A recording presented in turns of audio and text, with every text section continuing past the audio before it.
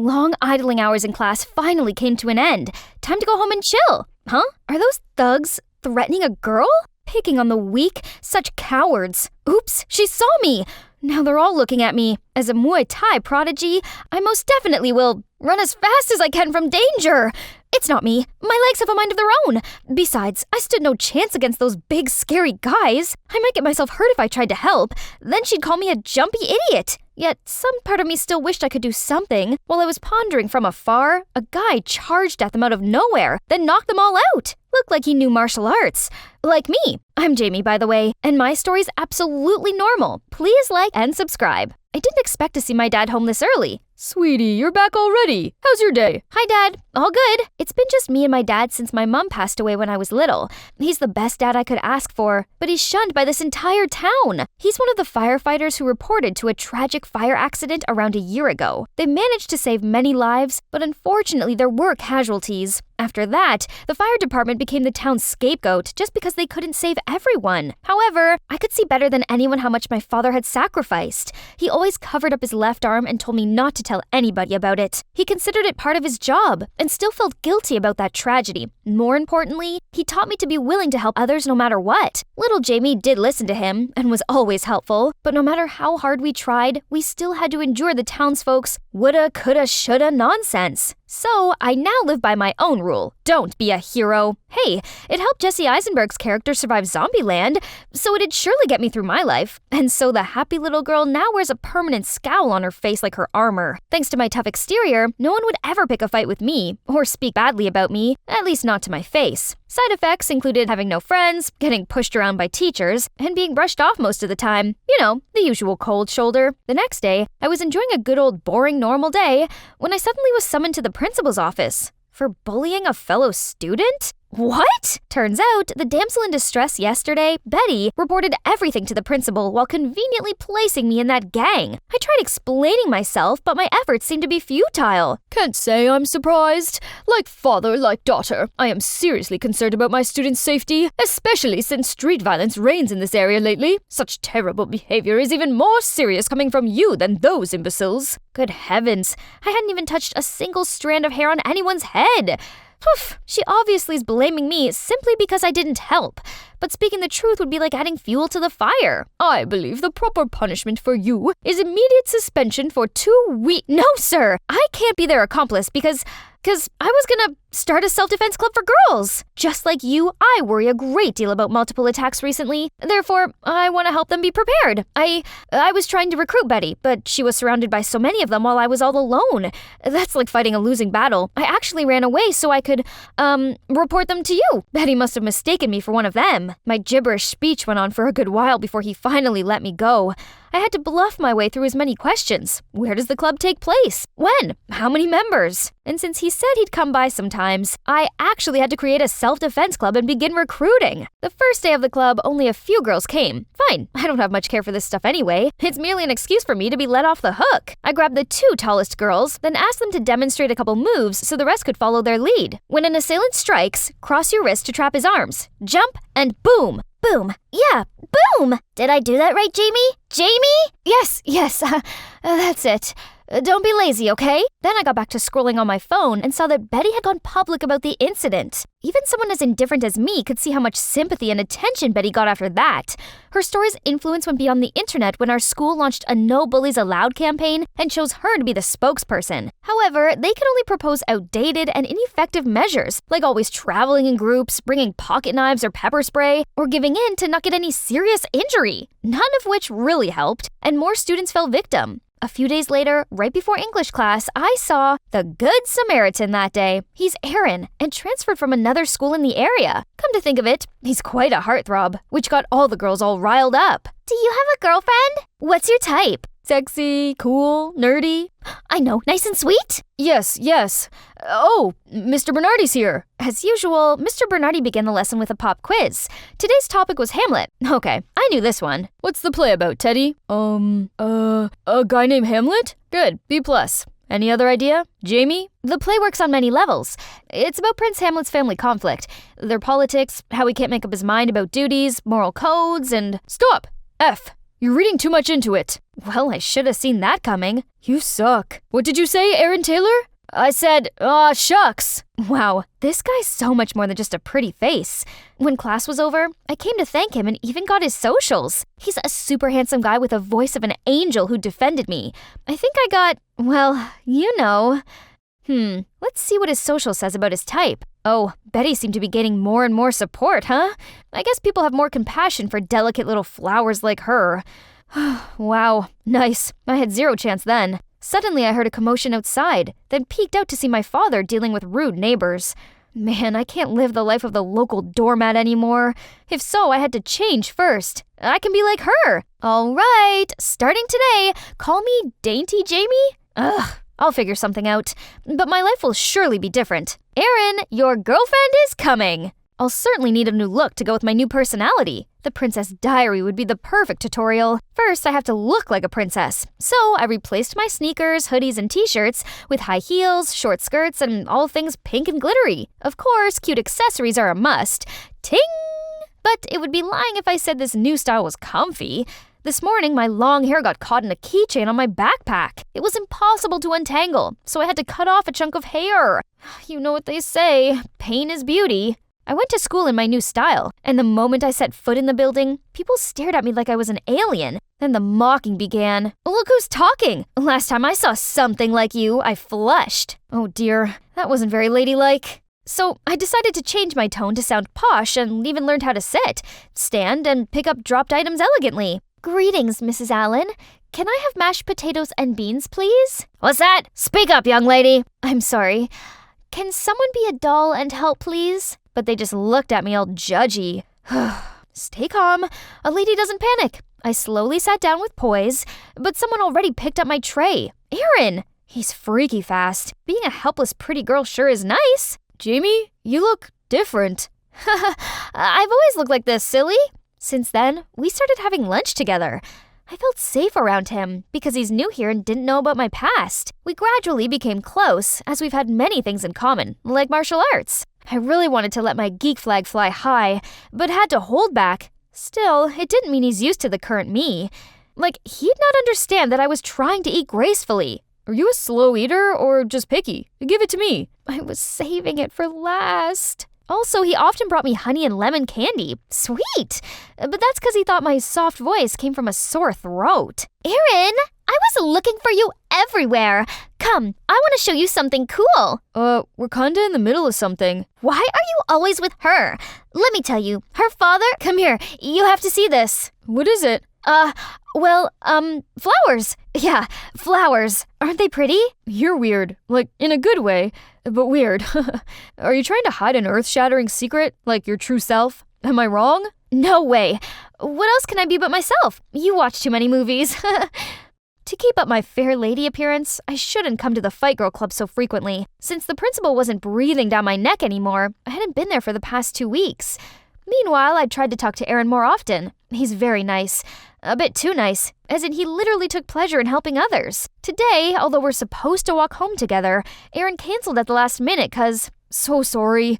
Betty needed someone to walk her home, and today none of her friends could. How are you always in the mood to help people? Dunno. It's fun, I guess. Aren't you afraid your kindness will be taken for granted, or get you into trouble one day? Like well, never mind. Have fun. I'll make it up to you. Bye. I'm fine with that. It just stings because it's Betty. Actually, Aaron wouldn't think twice about assisting a complete stranger, let alone a classmate. Was I even a little bit special in his eyes? I want to come clean to him, yet I'm afraid that will only make him distrust me and leave me like everybody else. This uncertain hell is driving me insane.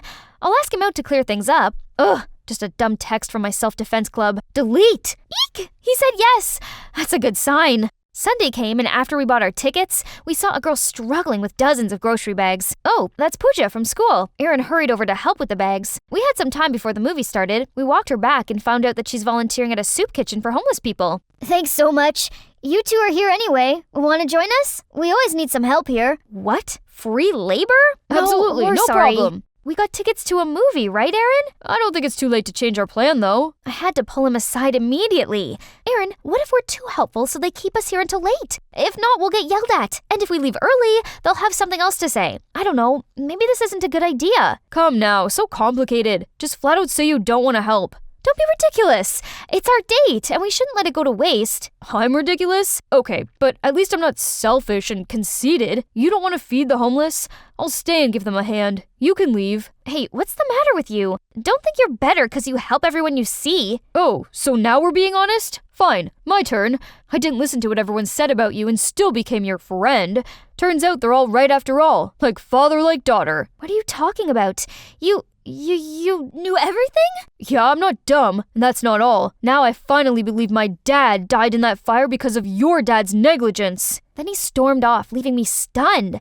I could see he rolled up his sleeves and began happily working, while I was left out here with my heart broken.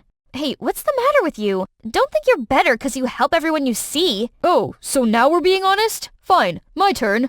I didn't listen to what everyone said about you and still became your friend. Turns out they're all right after all. Like father, like daughter. What are you talking about? You knew everything? Yeah, I'm not dumb, and that's not all. Now I finally believe my dad died in that fire because of your dad's negligence. His dad was among the victims in that fire? My feet wouldn't move, and my muscles were constricting from shock for a while before I could drag my heavy heart and crumbled thoughts to somewhere else. I'm sorry about his dad, but I'm in pain too. It's not just because the boy I like was cruel to me, but also because, as it turns out, he's no different from everyone else. Devastated, I unknowingly brought myself to the gymnasium. Wait, my self-defense club? They're still practicing? Wow, hard at work already. Amazing. Shut up! Why are you even here? Then their insurrection began. Just quit already. We're not here to entertain you. Your careless, irresponsible behavior has said enough. You don't even know why we need to learn how to defend ourselves. You never cared about us in the first place. Don't even bother pretending. Leave. Okay, fine. I won't stay where I'm not welcome. Bye, then. Home at last. I was gonna take my frowny face straight to my room, but couldn't hide it from Dad. Sweetie, why the long face? How are you so cheery all the time? Life's beautiful, and we get to see it every day, no? I hate it. I hate to see you get all the blame while doing nothing but good deeds. How everyone's mocking us. But above all, I hate how you always have that happy-go-lucky smile, even though people treat you like the butt of their jokes. I hate trying to be a hero like you said, but I can't stand pretending to be weak either. I hate everything! Honey, they might think the worst of us, but that doesn't mean we have to be so pessimistic and indifferent. Then we're no better than them, aren't we? You can't change the way people see you or be anyone but yourself. Perhaps one day we might manifest something good to the universe. But first, we need to be good people. His words actually woke up something in me. Was I wrong about everything all this time? In the following days, Aaron and I ran into each other a couple of times, but we both avoided eye contact. That one's a dead end, but a boy is not my biggest problem. Now I want to flip the script and start over. But from where? I know. But wow, everyone immediately got their torches and pitchforks ready at the sight of me. Good afternoon, y'all. What you said the other day got me thinking, and I'm sorry. I want to help, for real. Of course, only if you want me to. Come on, I'm already at the bottom. Give me a chance to go up, huh? No loss for you anyway. They seemed convinced, so I got down to business right away. What? You're already cowering? I only swung my arm. Looks like what they've been practicing wasn't working, so I decided to put them on a strength-building regimen alongside one-on-one sessions with me. On top of that, I built each member's profile detailing their weaknesses and how they should be improved. Most of us aren't tall or athletic. How about you show us how to use weapons like pocket knives, nunchucks, and axes? Seriously? Sorry, but swords are only as good as the women who wield them. You'll most likely hurt yourself if you carry those things around. So I came up with the idea of teaching them self-defense using familiar items like backpacks, pens, and heels. And this look? I actually wanted to get rid of it, but I decided to keep it up since this is what most girls wear. This should show them how to protect themselves in the most unexpected situations. Danger won't wait for you to change into appropriate attire. Besides, I'm totally serving this look. Then more students joined our club. I see geeks, nerds, goth chicks, and even popular cheerleaders. What brought them here? Hazel once mentioned that they all had a reason to learn self-defense. So I decided to sit everyone down one day. Alright, no practice today. I want this club to not only empower us girls physically, but also be a safe space to, talk about ourselves and our problems. Okay, who wants to go first? I broke the ice by sharing everything that's wrong with my life, why I had such a slappable face, and all things false about my family that everybody liked to say. The girls seemed quite bewildered, then began contributing to the conversation. Well, for me it's my mom. She got divorced recently, and now she's doing really questionable midlife crisis stuff. I mean, she can do whatever she wants, but I'm still very angry with how she's handling things. So my therapist said I should take up some physical activity to deal with my anger issue. It seems to work, so far. I feel powerless at home too, so I thought learning how to fight would give me the strength I need to stand up against my stepdad. Yeah, I felt helpless many times before, like whenever I reported my stalker to the police, and they said there's nothing they can do. But practicing with you guys made me feel strong and confident, no matter how brutal it can be. Totally. With what we learned here, I felt like one day we could both reverse stalk our stalkers. Jeez, I only wanted to take advantage of these poor girls at the beginning to get out of trouble, and almost abandoned them. What was I thinking? And since then, they'd all got stronger and seemingly more confident through each lesson. Every girl had several bruises, but the brightest smiles were always on their faces. We must have looked like the happiest thugs. One day, when I was enjoying my meal, Betty came and said she wanted to have a word with me in private. I put aside our differences, but then she said this. I'll cut to the chase.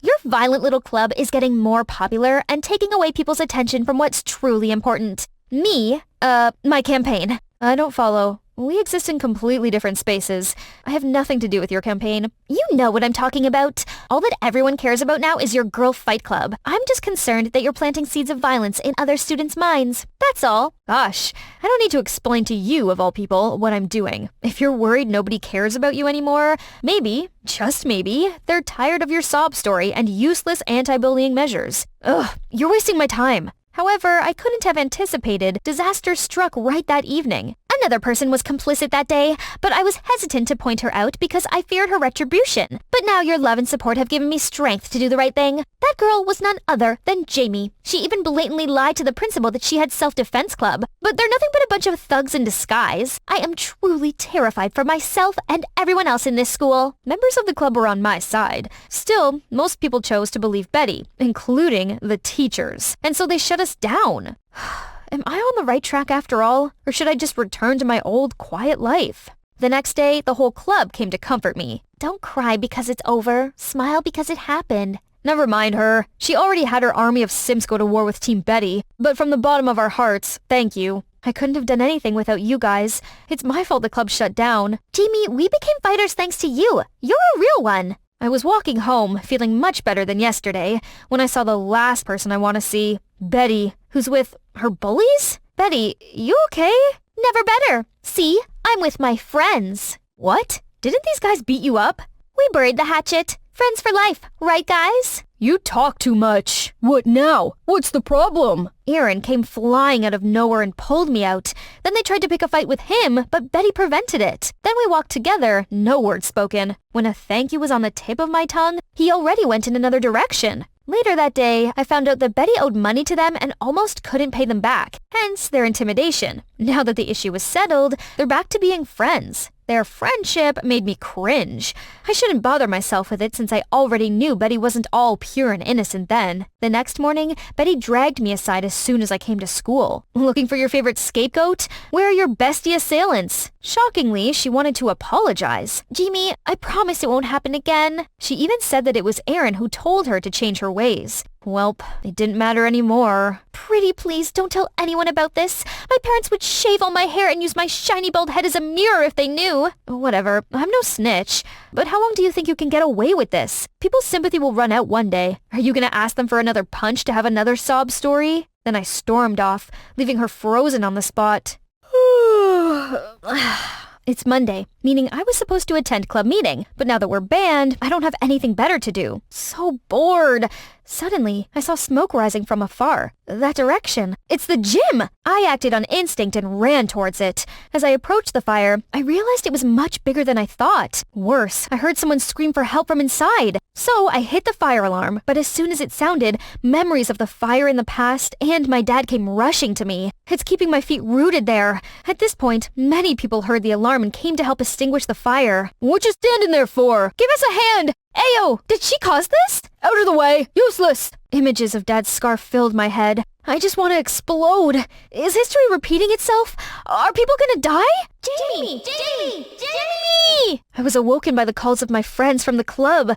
They're helping too, but this much water and sand couldn't do much to this ever-growing fire. In a split second, I tore out a piece of my shirt, dipped it in some water, then wrapped it around my face before running straight inside the burning building as everyone else gasped at me. The black smoke covered my field of vision. I dashed further inside and showed any survivor I saw the way out. Shockingly, I found Betty, shivering and cowering. I called out her name a couple of times, but no response. Without thinking, I carried her out in my arms. As soon as we got out, I saw Aaron trying to tell me something, but I didn't hear a single word as I was fixated on looking for more survivors in there. Suddenly, fire truck sirens took me out of it and I stopped. Firefighters are here!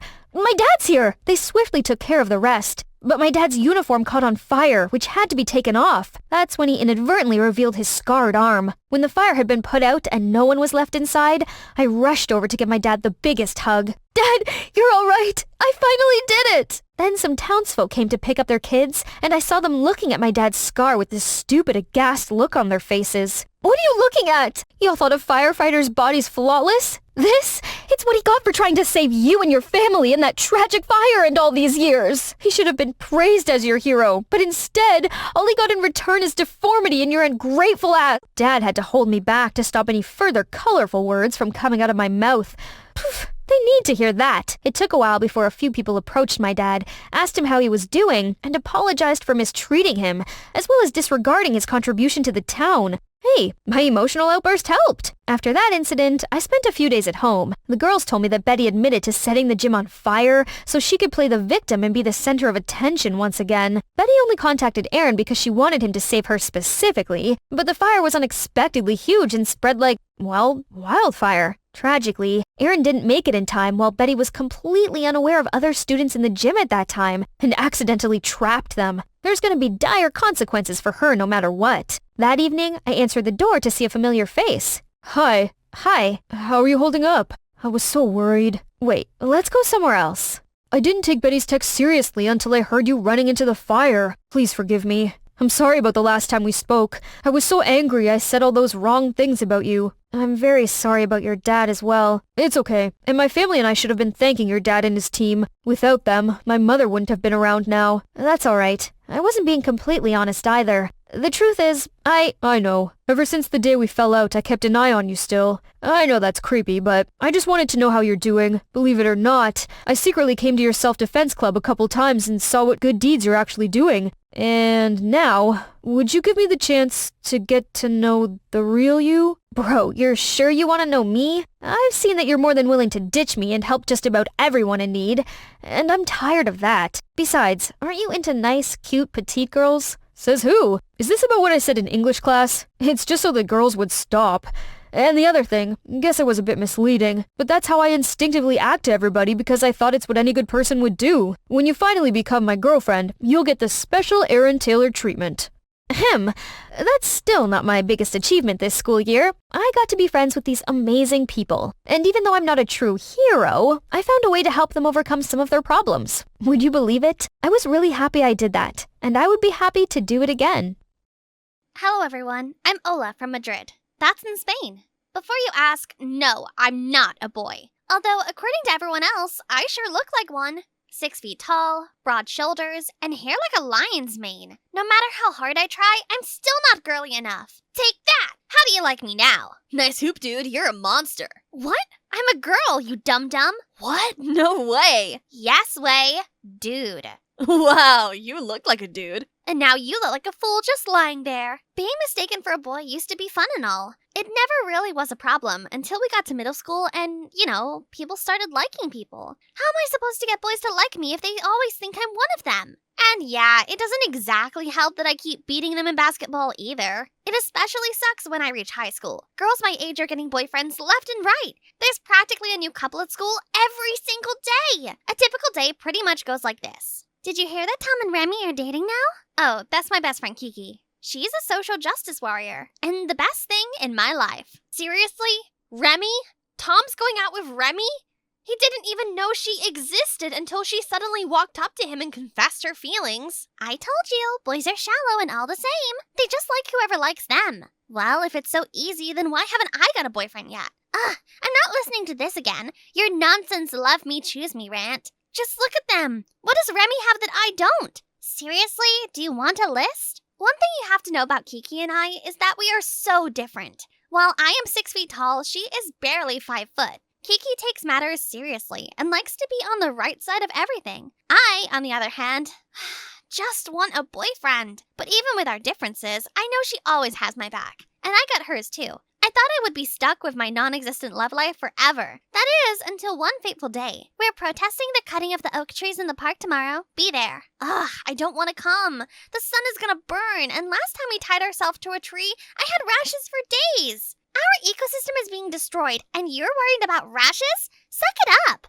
Fine. Have you invited any cute boys? Lord, have mercy on you. And almost on cue, the craziest thing happened. The most beautiful boy walked into the hallway. When I saw him, my heart stopped, and I felt butterflies dance in my stomach. God, his eyes were blue like the ocean, and I could just swim in them. He walked up to me, and I felt faint. Hello? Where's the principal's office? Right down the hall, take a left. Thanks. Oh my God, did you see him? That's the most beautiful boy in the world. If he is, then we are all doomed. I am going to marry him. Congratulations, but you might need to figure out how to talk to him first. Let's go to class, Mrs. Wife. Thoughts of him consumed me. I kept replaying our little interaction in my mind. Everywhere I go, I could tell he was a new student, but I couldn't figure out how to see him again. Only that I didn't even need to figure it out. Turns out, fate already has it in store for us to meet once more. It was the semifinals of the basketball regional championships. As usual, I was killing it on the court, and the crowd was cheering my name. I looked up, and there he was, in that very same crowd. My heart stopped. Oh my God! I wanted him to notice me so bad, but I didn't want him to think I was a dude with the way I was playing, so I switched it up. I tried to act more feminine and flip my hair the way I've seen models do in shampoo commercials. I was so caught up in my own little show that suddenly, ouch! Someone tackled me hard to the ground. Hola, what are you doing? I ignored the coach and kept staging poses, and of course I was off my game. Coach had to get me off of the court immediately, and yet when I looked up, I saw him smiling at me. I might have just embarrassed myself, but it was worth it. After the game, which we lost by the way, everyone was on my case. My coach and, of course, Kiki. What in the coconuts was that? Were you having a seizure? No, better. He was there. The boy from the hallway. Wait, so what I'm getting is that you just blew off the semifinals for a boy whose name you don't even know? You let your whole team down. For a boy? When you put it like that, it sounds so serious. Right here is the line. That line goes from being adorable to being desperate, and you just crossed it. Get it together. Kiki was not the only person upset with me. In fact, the whole school was pissed. Everyone hissed and snarled whenever I walked past. Gosh, who knew the championships was that important to everyone? Even in the cafeteria, I could feel everyone staring me down. Thank God Kiki was there with me. God, I don't think they will ever forgive me. Please, they will forget all about it soon, once the next hot gossip drops. Luckily for me, I didn't even have to wait that long, because just a few seconds later, the most incredible thing happened. There he was again! And on top of that, he was heading straight to our table. Sup, my name's Ricky. Nice game the other day. I had to pinch myself. Did the boy of my dreams just casually start talking to me? Thank you on her behalf. She is usually more talkative than this. Yeah. Thanks. Are you new? Yep, my parents just moved here from the UK. So you're European. That's so dope. It's alright, I guess. So what's fun around here? Can you guys show me around? Of course. Hang on. If you want to hang out with us, we have certain rules. Things that are important to us. Ricky, do you care about trees, and are you willing to occasionally protest about trees and birds? Sure. He is in. I could barely even believe it. Ricky was one of us. He hung out with us every day and even joined protests with Kiki. We talked and laughed together all the time. It was perfect. Until it wasn't anymore. It was Valentine's Day, and everywhere was buzzing with love. A kid in the cafeteria dressed as Cupid came up to our table while we were eating. Hey, lovebirds, would you want a prediction from Cupid? Nah, these are my guys. We're just friends. Whatever. My heart broke into a million pieces. Did I just get publicly friend-zoned? All I knew was that I had to get out of there. I think I must have eaten a bad egg or something, so, I gotta dash. Bye, guys. I hid in a bathroom stall and couldn't stop tears from streaming down my cheeks. Then I heard someone banging on the door. Ola, are you okay? No, I'm not. Didn't you hear him? He thinks I'm just one of the boys, like all the meant it like that. Maybe he just didn't want to confess feelings in front of a little kid. You don't understand. You have no clue how this feels. Being friend-zoned by a boy you love. Love? Now you're being dramatic. I don't want to hear it. I know how I feel. I love him, and I will make him love me. I am not one of the boys, and he will see that. I have no clue if I should be terrified or glad that your spirit is up again. My mind was made up. Ricky needed to see that I wasn't just one of his guys, that I could be girlfriend material too. That night when I got home, I gave myself a full makeover. I traded off all of my sports jerseys and cargo pants for floral dresses and dainty high heels. Kiki got dragged along to go shopping with me. Her disapproval was very obvious, but I didn't care. The next morning, I wore the prettiest ruffled skirt with a brand new pair of heels. I spent hours turning my thick curls straight and silky. I even followed a full makeup tutorial. Even at home, everyone was already amazed by my new look. And at school, the boys were blown away. Who is that? Hey, hottie, are you new? The attention made me feel heady as I walked toward my locker to meet Kiki. So, what do you think? I think those heels are a little too high for school. Hey, guys. Wow, Ola, you look Yes? different. Off to class. See you guys. Seriously? That's it? Different? I've been up all morning and all I got was a different? Not to side with the boy, but you actually do look different. Ugh!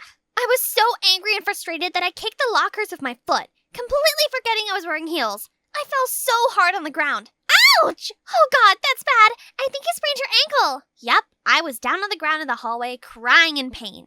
My whole pretty girl act suddenly felt ridiculous, and what was supposed to be admiring looks from other students quickly turned into giggles and stares. Oh, I remember her now. It's that basketball chick. I thought you were a dude. Just when I thought the day couldn't get any worse, the doctor told me that my stupid injury was so bad that I had to sit out for the whole season. I felt so hopeless. I returned to school in the ugliest cast and crutches. My new look lasted just one day, and yet it cost me a whole basketball season.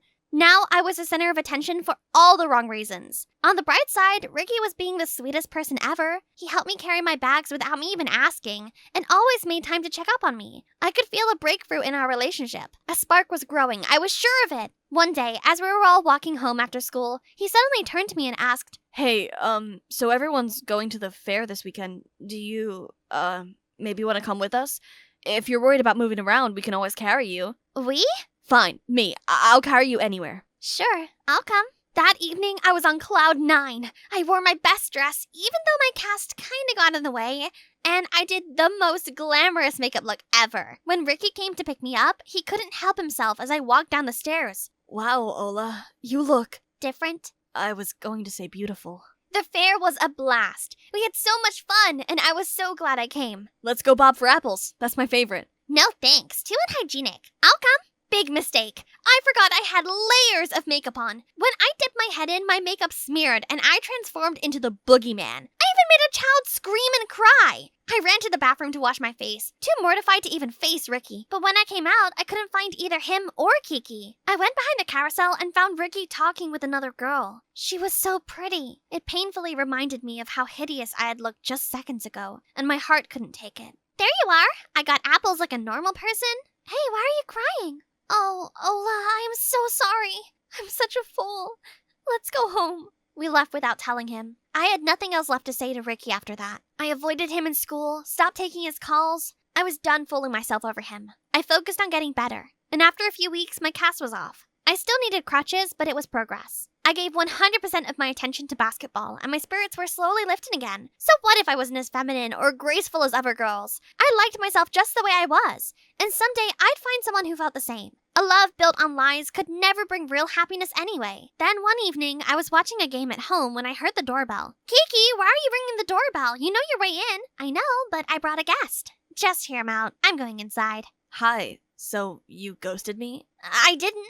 Just busy. Busy watching basketball? Help me out here. What did I do wrong? I'm so confused. It's driving me crazy. You didn't do anything. I was just over in my head. I, thought you liked me, but I figured that I'm not your type. My type? I saw you talking to that girl at the fair. She was so pretty. Well, I'm nothing like her. Of course she would be more your type. Oh, that's what all this is about? She's just a friend. Do you think it was a coincidence that I approached you in the hallway and the cafeteria? I do like you. I just never got around to say it. What? What about Valentine's Day and that Cupid kid? That? I got shy and panicked. I liked you from the first day I saw you in the hallway. I became friends with you to get to know you. The real you. And I still like you. Please, don't punish me for my cowardice. Oh, I like you too. I liked you from the start too. Would you want to be my girlfriend? I wish the situation was a little more romantic, but... Yes!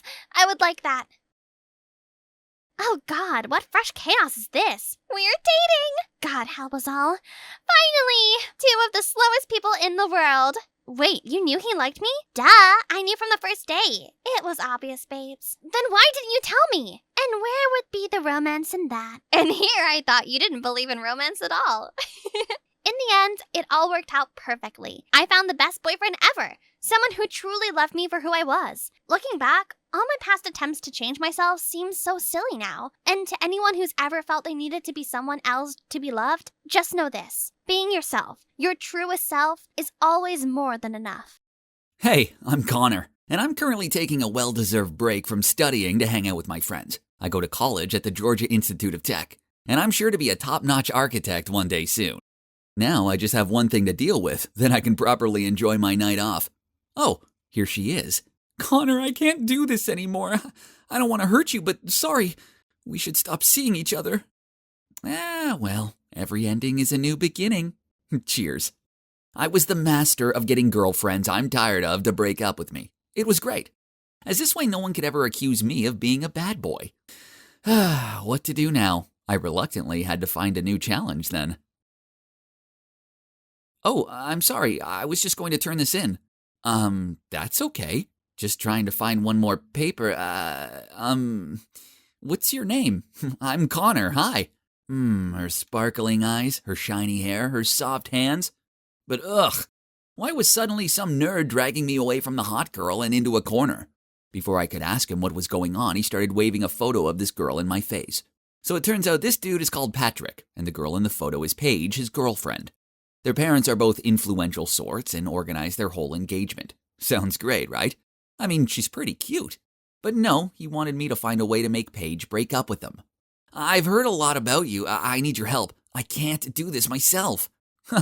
Huh? Sure, I get it. A real man will never be the one to break up first. I might be able to help, but first, let's see what kind of person she is.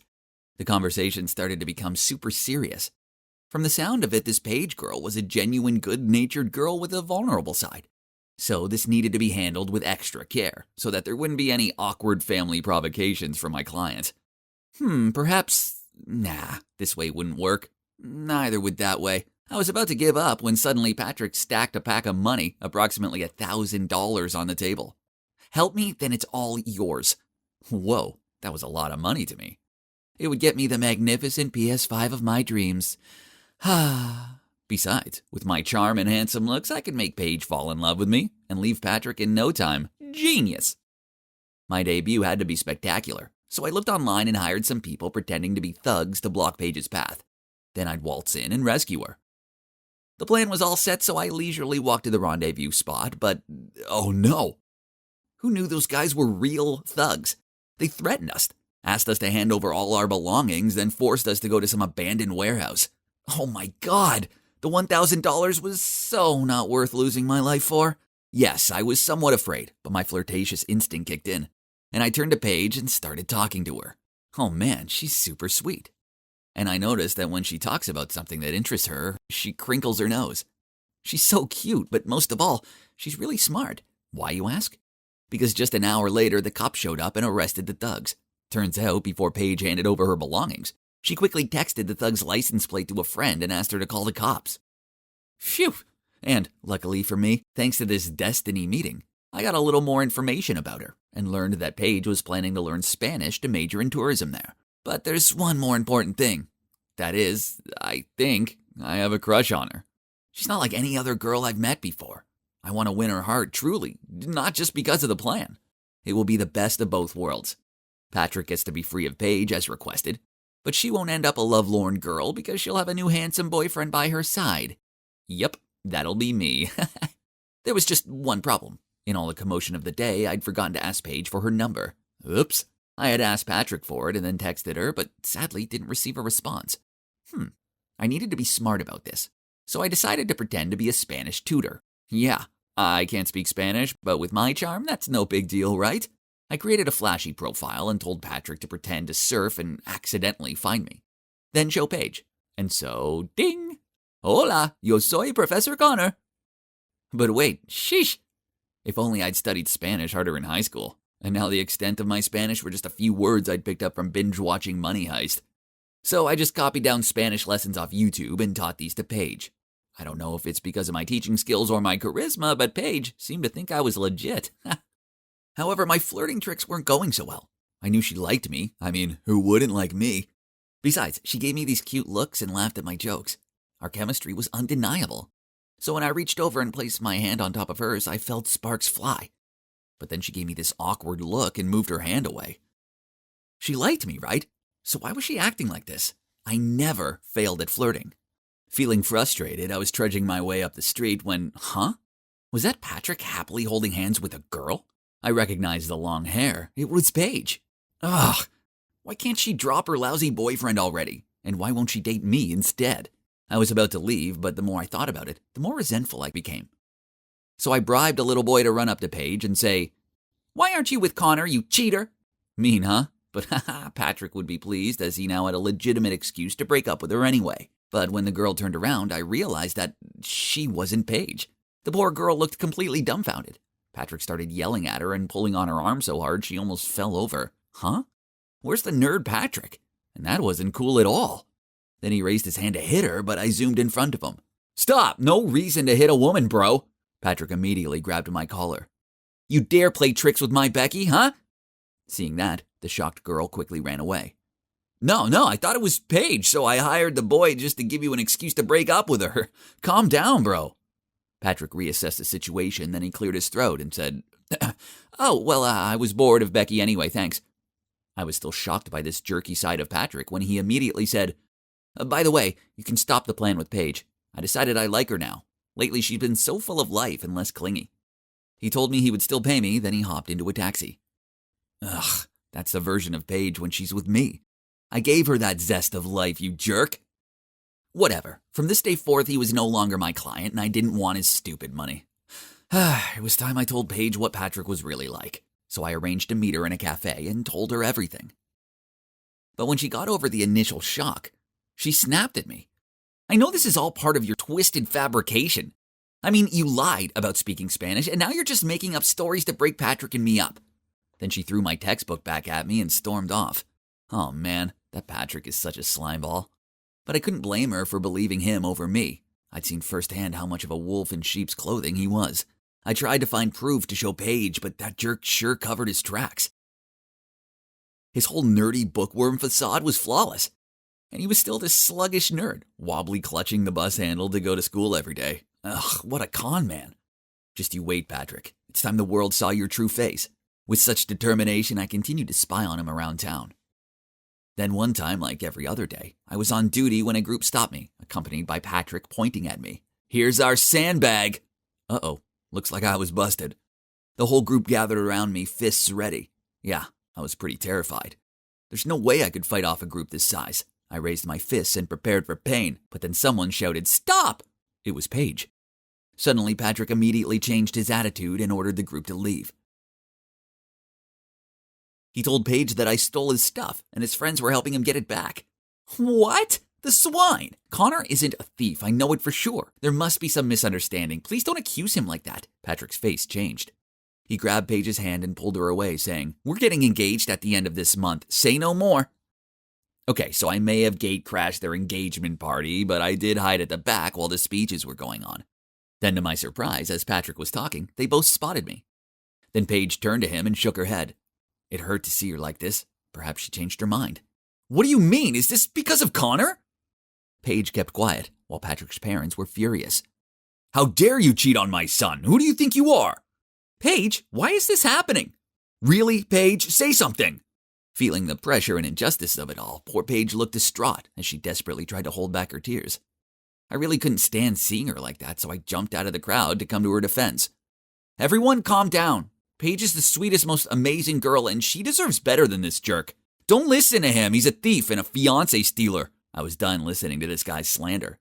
so I threw a punch straight at his smug face. Yeah, the engagement party had sure turned chaotic. I looked at the wreckage in front of me, the consequences that I had caused. Okay, so maybe coming here wasn't my best idea. Actually, this was all my fault for ever agreeing to help Patrick in the first place. Or I shouldn't have been a jerk in the first place. Feeling deflated, I arrived home and saw that I'd received a message from Paige. My heart thudded as I opened it. Thank you for everything, and try to practice your Spanish, as it's even worse than mine. Goodbye. And that was the last text she sent me. After that, I spent a month trying to contact her, but received no reply. So finally, I plucked up my courage to go to Paige's house, and was told that she'd left for Spain earlier than scheduled. Perhaps the shock was so huge that Paige wanted to leave this place as soon as possible. It was all my fault. I was the biggest jerk in this story, and now I'd lost the girl. Alas, vengeance is bliss. So I walked inside, went straight to Patrick's table where he was wasted in the arms of a bunch of girls, took a picture, and sent it to his family. What is done by night appears by day, my friend. A few days later, I heard that after being exposed, Patrick's parents had confiscated all of his bank cards. Even his current girlfriend dumped him. Ha! So that sealed the final breakup deal for my special guest. And now guess where I'm at? Looking for the girl of my life, duh. And this time, I'm going to make sure I don't screw it up.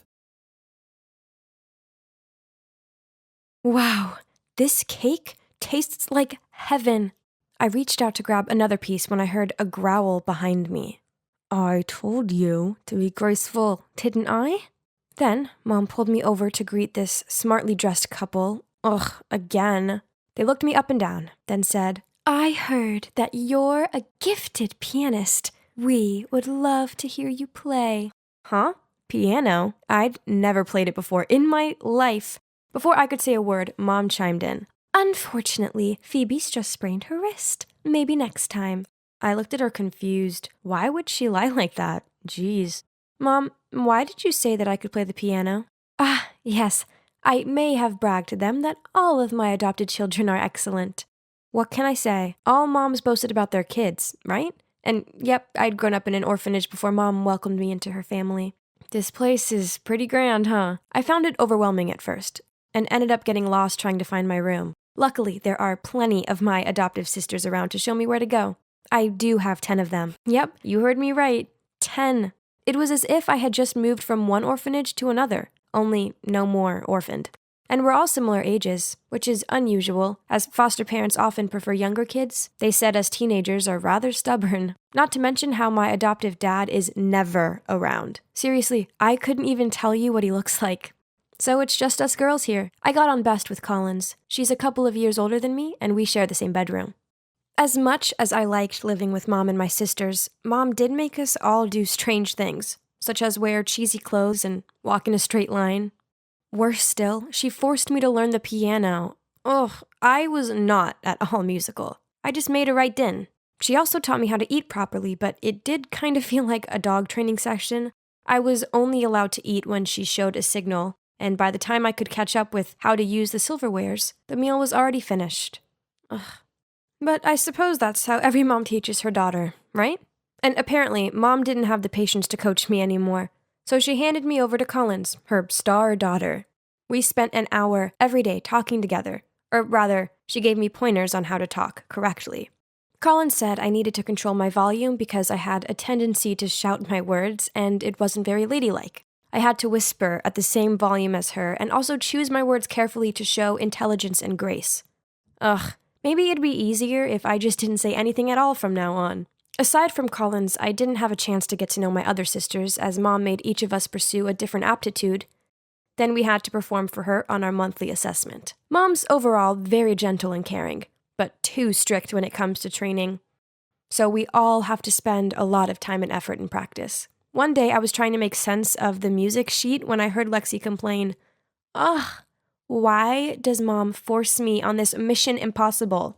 So boring. What? At least ice skating is 1,000 times more fun than the piano. If only. An idea popped into my head. That night, I went to my mom and timidly said, Mom, I want to switch from piano lessons to ice skating. I can exchange with Lexi. What? No. But why? Lexi doesn't even like ice skating. Well, It's because I can see potential in each one of you, so it's impossible to switch. Frustrated, I went back to my room and began whining to Collins, but she thought that it wasn't a big deal. Mom knows what's best for us. Well, that I'm not too sure about, yet we didn't even get to go to school. As Mom said, her homeschooling was enough. While I only found her method rather strange, I've dreamed of this perfect life with an amazing mom, but Mom was never very affectionate.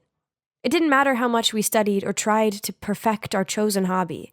She never cuddled or praised us, not even Collins, who's the smartest girl here. I was desperate to impress Mom, so one time I spent ages making this Portuguese appetizer for her, but all she did was take one bite and say it was okay. I asked her if she didn't like me, but she just replied in a growl tone that she was helping us to have a high position in society and a bright life. But I don't need those things. I just wanted her to like me. This place is so stuffy, and the only time that I can actually breathe is when I'm on my Friday morning bread buying errand. Ugh. Then suddenly someone patted me on my shoulder, which startled me so much I dropped my stuff. Hey, it's really you. But is something wrong with you? Why the strange walk? The only thing I'm good at is buying bread, but now you've ruined it. See? Jet stooped down to pick it up for me. He was still as rude as ever, but I still found myself jealous of this free spirit off him. We used to be a perfect match at our orphanage, and quite embarrassing to admit, but I was very naughty back then, and often shoplifted with him. You could go steal some more. Remember our tricks? I have to tell you 3 things. Firstly, I've been adopted. Secondly, my adoptive family is wealthy. And finally, I'm being educated to be a noble lady, so no more stealing. That's ridiculous. I also have 3 things for you. I've been adopted too. My parents love me so much. Oh, and they're cops. We looked at each other and burst out laughing. So we were both caught, weren't we? Jet and I sat down on a nearby bench to catch up. And when I poured my heart out about my new family, he interrupted me. Sounds strange to me. Why would they only adopt teenage girls? And what are those training lessons and monthly evaluations for? Then, Jet insisted that he would investigate my adoptive family. That's silly. But anyway, it's fun to reunite with a friend, and we agreed to hang out every Friday after that. And here comes my first assessment.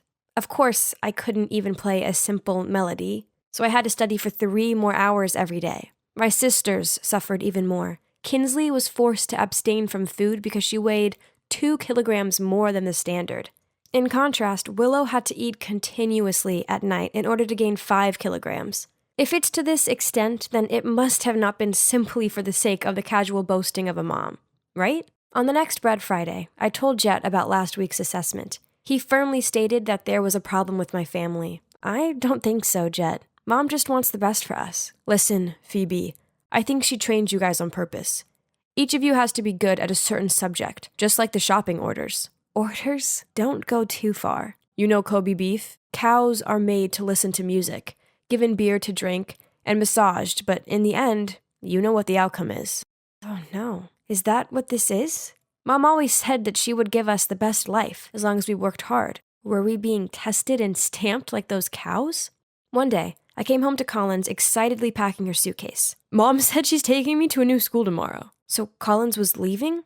But where? I'll miss you, sis. Text me when you get there? But days passed without a word from her. I asked Mom, and she said that Collins' hard work paid off, and she'd been accepted into a prestigious school, but they had a strict no phones rule. Huh, that sounded sus. So I told Jet, and he insisted I report the case. Another Friday, Jet and I met at a church near the bakery. Why did he choose this boring place? I was looking around when I saw a group of schoolgirls coming out of the church. They all wore the same dull uniform, had their hair neatly tied back in a bun, and all obediently lined up. Then there I saw her. Collins? I was about to rush over to greet her, but the glare of the woman accompanying her scared me off. This was not right. I'd got to ask Collins what was going on. So I grabbed Jet's arm and went after the group. But they got into a black car and sped away. Maybe they chose this church as a place for their transactions. Smart, huh? They put everyone in school uniforms so no one would suspect them. But seeing those faces, I'm sure they're about to be sent to the black market soon. Black market? The thought alone made me shudder. I had to save Collins. I couldn't let Mom get away with this. That night, I tiptoed downstairs to eavesdrop. Okay, I'll deliver her this weekend. Correct. She's 5'7". She can ice skate, cooking and painting. Of course, I have her trained as required. You won't be disappointed. So the deal goes as planned, okay? See you on Sunday. That's it. The next delivery was Lexi. I checked her room and saw her packing her stuff, a beam of innocent happiness on her face. I quickly texted Jet, and he immediately replied, "Just wait at home calmly. Don't act without thinking. I'll figure something out." That night, I couldn't sleep a wink. I was so terrified something terrible would happen to Lexi. So early the next morning, as soon as I saw Mom and Lexi getting in the car to leave, I snuck into the trunk, lay there without making any sound, and sent Jet the location. The car took a long time to stop. Had we finally arrived at the transaction location? When it seemed safe, I carefully climbed out and saw Mom talking to a fastidious-looking middle-aged woman. What did Mom say that made Lexi so panicked that she kept clutching Mom's hand? The woman handed Mom a rather thick envelope, then grabbed Lexi's hand and dragged her away. God, where was Jet? I couldn't just sit still like this and watch my sister being taken away. Let Lexi go! Now! Phoebe, what are you doing? Stop it. You're going to sell us, aren't you? I already know the truth. What on earth are you talking about, Phoebe? Furious, Mom pulled me away. Stop. Suddenly, 2 cops rushed in, ordering everyone to put their hands up. Behind them was Jet, still panting. Turns out they were Jet's adoptive parents. Help me! Mom is trying to sell me and my sister. Seeing that, the other woman quickly explained, No, there must be a misunderstanding here. I'm just helping Gianna's daughter to enroll at my school. Bewildered, my eyes darted from Mom to the other woman and then to Jet. In the principal's office, I told everyone why I thought my mom was a human trafficker. They all gasped in surprise. I made you practice that hard just because I want you to get in here, the most prestigious all-girls school, so that you can have a better life. I don't want to go to this school anymore, Mom. She told me all about the harsh rules. This place is terrifying. You can't force your kids to do that. You adopted them, so you have to make them feel safe and loved. Miss Gianna, this is a prestigious school, and it doesn't need your scandal. You led me to believe that your daughters were naturally gifted, which now transpires is all lies. I won't accept any child from your family from now on. No, they're my children. They deserve the best. Then she begged the principal to withdraw her decision, but she firmly shook her head. Suddenly, Mom shouted, Why? I just want them not to suffer like me, so what's wrong with that? Then Mom burst into tears. It turns out that in the past, Mom was in love with a politician. But he decided it would further his career if he chose to marry a graduate from this prestigious school instead. Mom loved him so much, she continued to be his mistress. But despite being fully provided for by him, Mom always felt that she was inferior to his official wife, especially when he proudly boasted about his smart wife and talented daughters. Then, when she wanted to start her own family, he wouldn't allow it. In the end, she decided to adopt girls and train them to become excellent so that they could enter this school regardless of their background. So that's the reason why she did this to us. I have to admit, I did feel a bit sorry for her. All of this was probably just to ease the pain of her past. But Mom, we don't want to go to this snooty school. We just want you to love us and protect us. I'm sorry. I was wrong. I was only trying to help. I'm sorry. It's all my fault. And she hugged me. So, in the end, my sisters and I finally have a truly happy family. Mom doesn't make us do any dumb tasks anymore. Instead, she lets us pursue our own dreams and passions. Now we all go to a public school and live out our normal teen lives. It's wonderful finally having an amazing mom, incredible sisters, and my pretty awesome best friend, Jet, all by my side. Ugh! Why wasn't this jerk opening the door? I carried on with my thudding until my hands hurt. So it seemed like she'd gone already. What a sly fox! So the woman who lives here is my mom's friend, Carol. My mom, being the kind-hearted person she is, lent her some money to get herself out of a tricky situation. The problem being that Carol hasn't paid it back, and now she was ghosting my mom.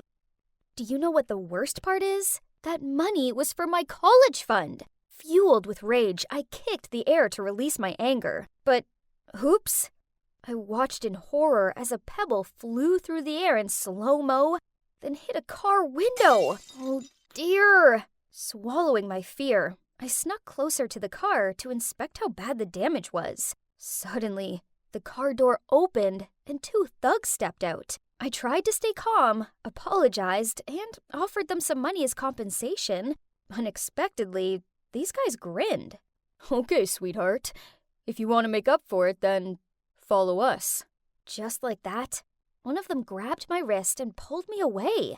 Ugh, as if they were going to harm a defenseless girl. But too bad for these two doofuses. They're actually looking at a Taekwondo black belt master here. I was about to throw an axe kick when suddenly a guy appeared out of nowhere. Don't worry, I'll take care of it. Before I had time to blink, he lunged at the guys like a warrior and ended up beaten black and blue. Really? Who's rescuing whom now? Without hesitation, I threw a few kicks that made the two thugs turn pale. They ran back to their car, and when they were out of my kicking range, they turned their heads and sarcastically said, "We spared you this once. Oh, and choose a better boyfriend next time." I looked down to see the pathetic guy writhing on the ground. Oh yeah, I'd almost forgotten about him. He was pretty useless in a fight, but hey, at least he tried to help me. So I took him to a nearby medical station to bandage the wound. His name's Tyler. He's skinny, but yeah, pretty heroic, I must say. He still seemed to be in pain, so I offered him a ride home, but he quickly refused. Okay, fine. He must have been scared off by how fierce I appeared to be. Yet, as soon as I turned my back to walk away... Wait, something's wrong with my phone. What now? Your number isn't in it. Man, it's 2022 already, and he's still using that outdated pickup line? Still, I burst out laughing, then put my number in his phone. After that, we started messaging every day. He sent the cutest memes, and it made me feel good. To be honest, I know I can be kinda intimidating, so having a sweet guy like Tyler take an interest in me made my heart flutter a little bit. And there's no denying that he's cute. A real softie. Well, he is a music school student. A legit singer-songwriter to watch out for in the future. And so, we became a couple. However, it didn't take long for me to realize that there was something very strange about this guy. I mean, 100% of our dates were at fast food restaurants, and while I was ordering a Coke, Tyler would ask the staff for an extra cup and ice. I still remember how surprised I was when I first saw him surreptitiously pull out a bottle of dark-colored water from his pocket. Oh, but you're not meant to bring outside drinks in. Don't worry, this is black coffee. It's basically the same color as Coke, so no one will know. Huh? Did I hear him wrong? Turns out I didn't, as this became a regular occurrence whenever we were out to eat. But that's not all. On a rare occasion, we went for a fruit salad with burrata cheese. I almost choked on my food when Tyler took out a container of yogurt and tipped all the fruit on the plate in it. Well, and here comes fruit yogurt, but I'll put it away for later. It's not so right to eat this here, isn't it? Then one day, when it was our 3rd-month anniversary, Tyler said he was going to take me to this amazing French restaurant. Wow, I was so excited as he finally broke his rules. But turns out, it was just going to be another typical Tyler date. Things had gone wrong since the first minutes. When he parked up, he started searching his car for change. He even made me look down the side of the seat. Why, you ask? All 'cause the meter was $2.90, but he didn't want to pay $3 and lose a dime. Seriously, a dime! He ran off to find it and left me sitting there alone and hungry for 20 minutes. When he returned, he had this huge grin on his face as he waved the dime in my face. Oh boy, I was so mad. You're probably thinking it couldn't get any worse than that, right? Wrong. Not only did he order a starter as a main dish, but he also asked if there's a discount if he didn't get dressing on his salad. After eating, he rushed off to the restroom and left me with his wallet to pay. He arrived back just as I was about to tip the waiter $10. Seeing this, Tyler leapt across the table, grabbed the $10, and switched it for a nickel. Yes, I repeat, a nickel. Meanwhile, the surprised waiter sarcastically said, "Sir, thank you very much for my nickel tip." The customers close by all tutted at us. I sunk down into my seat, willing for it to swallow me up. Jeez, this was so humiliating. No surprise, I was in a bad mood as we left the restaurant. I was so annoyed I couldn't even look at him. He tried taking my arm and asked me what was wrong. Flinching away from him, I said, "Seriously? Do you even have to ask?" At that moment, a luxury car pulled up alongside us. The car window lowered, and OMG! Inside was Victoria T, this popular teen singer. Before I could register what was going on, Victoria sarcastically said, "Oh, look who's here. Isn't that my poor ex? Can't gold dig me, so you turn to this girl, huh? But your new plan doesn't seem to be working too well either, honey." And the car sped away. So, it turns out he's a professional gold digger? I mean, he hadn't actually asked me for any money, but there's no denying he was stingy. No wonder he never took me back to his place. There was a time when I was so tired of some family stuff at home that I just wanted to come over to his and rest for a while. But he made some excuse about his house being messy. Now I knew he was just keeping distant with me, so later he could dump me easier without any attachment. I was so furious I made a scene, meaning to expose his cheap shots for the whole world to see. Tyler was so embarrassed he fled the scene right away. Whatever. Good riddance. And since then, I didn't hear anything from him again. But, to be honest, I also felt a bit empty not having him around. I missed getting the cute messages he used to send and the soppy look on his face as he sang love songs to me. Oh boy, I'm a big cheeseball, aren't I? Then, one weekend afternoon, I was taking a walk when I happened to see Tyler come out of a cafe. Does he work part-time here or something? So I hid behind a corner and then followed him. I have to admit, I was curious about where he lives. But wait, this road is so familiar. Huh? And it led to Carol's house, the woman who borrowed money from my mom. I was still full of doubt till he pulled out the key to open the door. Ugh. Like mother, like son, huh? So, you both like to scam people, huh? Pay us back now. Stacy? Shut up! Scam's over. Pay us back. I'm sorry, but my mom's in the hospital now. So, I heard him out, and turns out it was just Tyler and his mom, and his dad had run off with some other woman when he was just a little kid. Growing up, times were hard, so his mom borrowed money to pour into stock investments, intent on providing them with a better life. Unfortunately, this only led to huge debts. All this stress was detrimental to her health, and now she was in the hospital, and Tyler had no other way but to live frugally to pay all the debt and hospital fees. Stacy, I'm so sorry for hiding all this from you. I'll try my best to work to be debt-free and make it up to you. Oh my heart fell hearing Tyler say that. All the angst just disappeared. Instead, I pulled him in for a big hug. He was a doofus, and he was my doofus, and I wasn't going to risk losing him again. On my way home, I kept thinking about ways in which I could help Tyler. Suddenly, the wind blew a poster across my foot. A city's television singing competition, with the prize up to $20,000. That's it, Tyler. Why not? This was definitely a sign. I sent Tyler a picture of the poster and told him he had to join. He was also really keen on the idea and started practicing really hard every day. He texted me each time he finished practicing, sometimes even at 2 or 3 a.m. The big day arrived. Tyler looked so cute in the suit I'd arranged for him. When he hit the chorus, our eyes met, which made me feel so sentimental. But out of nowhere, Victoria got up on stage, snatched the mic from his hand, and said, "My apologies to the audience, but I have to expose this person. He and his mom manipulated people into giving them thousands of dollars, then never paid them back. This kind of man doesn't deserve to be here on the stage. He'll stain the whole competition." Vic, I appreciate your feelings for me, but I already have the one whom I want to protect. I wish you could find someone good for you and better than me.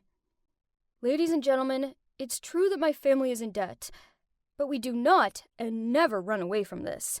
No matter how tough our lives are, I still live true to my conscience and my passion for music. I came here with a pleasant and carefree attitude, so I don't care what people say about me. I just want to give all of myself to music and the audience. Thank you. And now, I'll carry on with the performance. And then he started singing the song he wrote for me. At that moment, the music nerd was no longer there. Instead, there was a man with incredible inner power. I'm so proud of you, Tyler. Guess what happened next? Tyler won the first prize. I was bursting with pride. Then he immediately came to my house to give my mom the money. Huh? Please take it. Thank you for helping my mom when she had a hard time. Please find it in your heart to forgive her. She's sick and could use a good friend. Oh, but the thing is... So, turns out, Tyler's mom didn't borrow my college fund money. The two moms talked each other into stock investments. When they lost it, my mom didn't dare to tell my dad and me what she'd done, so she fabricated the whole lending money story. Ugh, Mom. Unacceptable. After that, the three of us went to visit Tyler's mom at the hospital and gave her the prize money to pay off her debts. She burst into tears. Then the two moms hugged and apologized for being so stupid that their kids had to deal with the consequences. Crazy, huh? But you know what? Thanks to all this drama, I found the one who was also the debtor of my life. Emma, your teacher, Mrs. Holm, called again. She said your grades are appalling and you don't pay attention in class. Why can't you be more like your sister? Yawn. Not this speech again. It's been like this ever since I started elementary school. In my mom's eyes, only my sister, Evelyn, inherited our dad's intelligence, while I'm just the senseless member of the family. Ugh, as if. She's only good with useless books. Bet she doesn't know anything practical, like how Dad's Ethernet company works and such. But whatever, I don't care. I'm full, I announced as I got up and went to my little headquarters, the garage. I was busy working on my own personal project, so I didn't have time to give a hoot about who my mom's favorite child is. Oh, you must be wondering what I'm working on. Well, this device broadcasts Wi-Fi. Sounds familiar, right? But my device is able to broadcast across the entire city. Not only that, the connection is stronger and much more stable than the Wi-Fi people use at home. And it's more convenient without all the cables and stuff. This is without a doubt my proudest work ever. And what a coincidence that a few days earlier at school, Mrs. Holm announced that for the first time, the school was organizing an invention contest. Normally, I give school activities a miss. But this time was different. This contest could be fun, right? There was no time to waste, so I put all my spare time, day and night, into making my invention contest ready. And you won't believe what happened. I won first prize! And that's not all. One of the judges, Mr. Johnson, was so interested in my invention that he offered to invest in it. At first, I was kind of scared and hesitated to agree, because, I was still in high school. But this was an opportunity of a lifetime, so how could I deny it, right? So after that, Mr. Johnson sorted out a manufacturing company and office space for me downtown. This is cool, but I prefer to work in my garage. It's just more convenient that way, with me still being at school and all. I upgraded my device and launched it to the public. And you know what? It was a huge success. Pretty much everybody in the city got rid of their old, laggy Wi-Fi devices and accessed mine.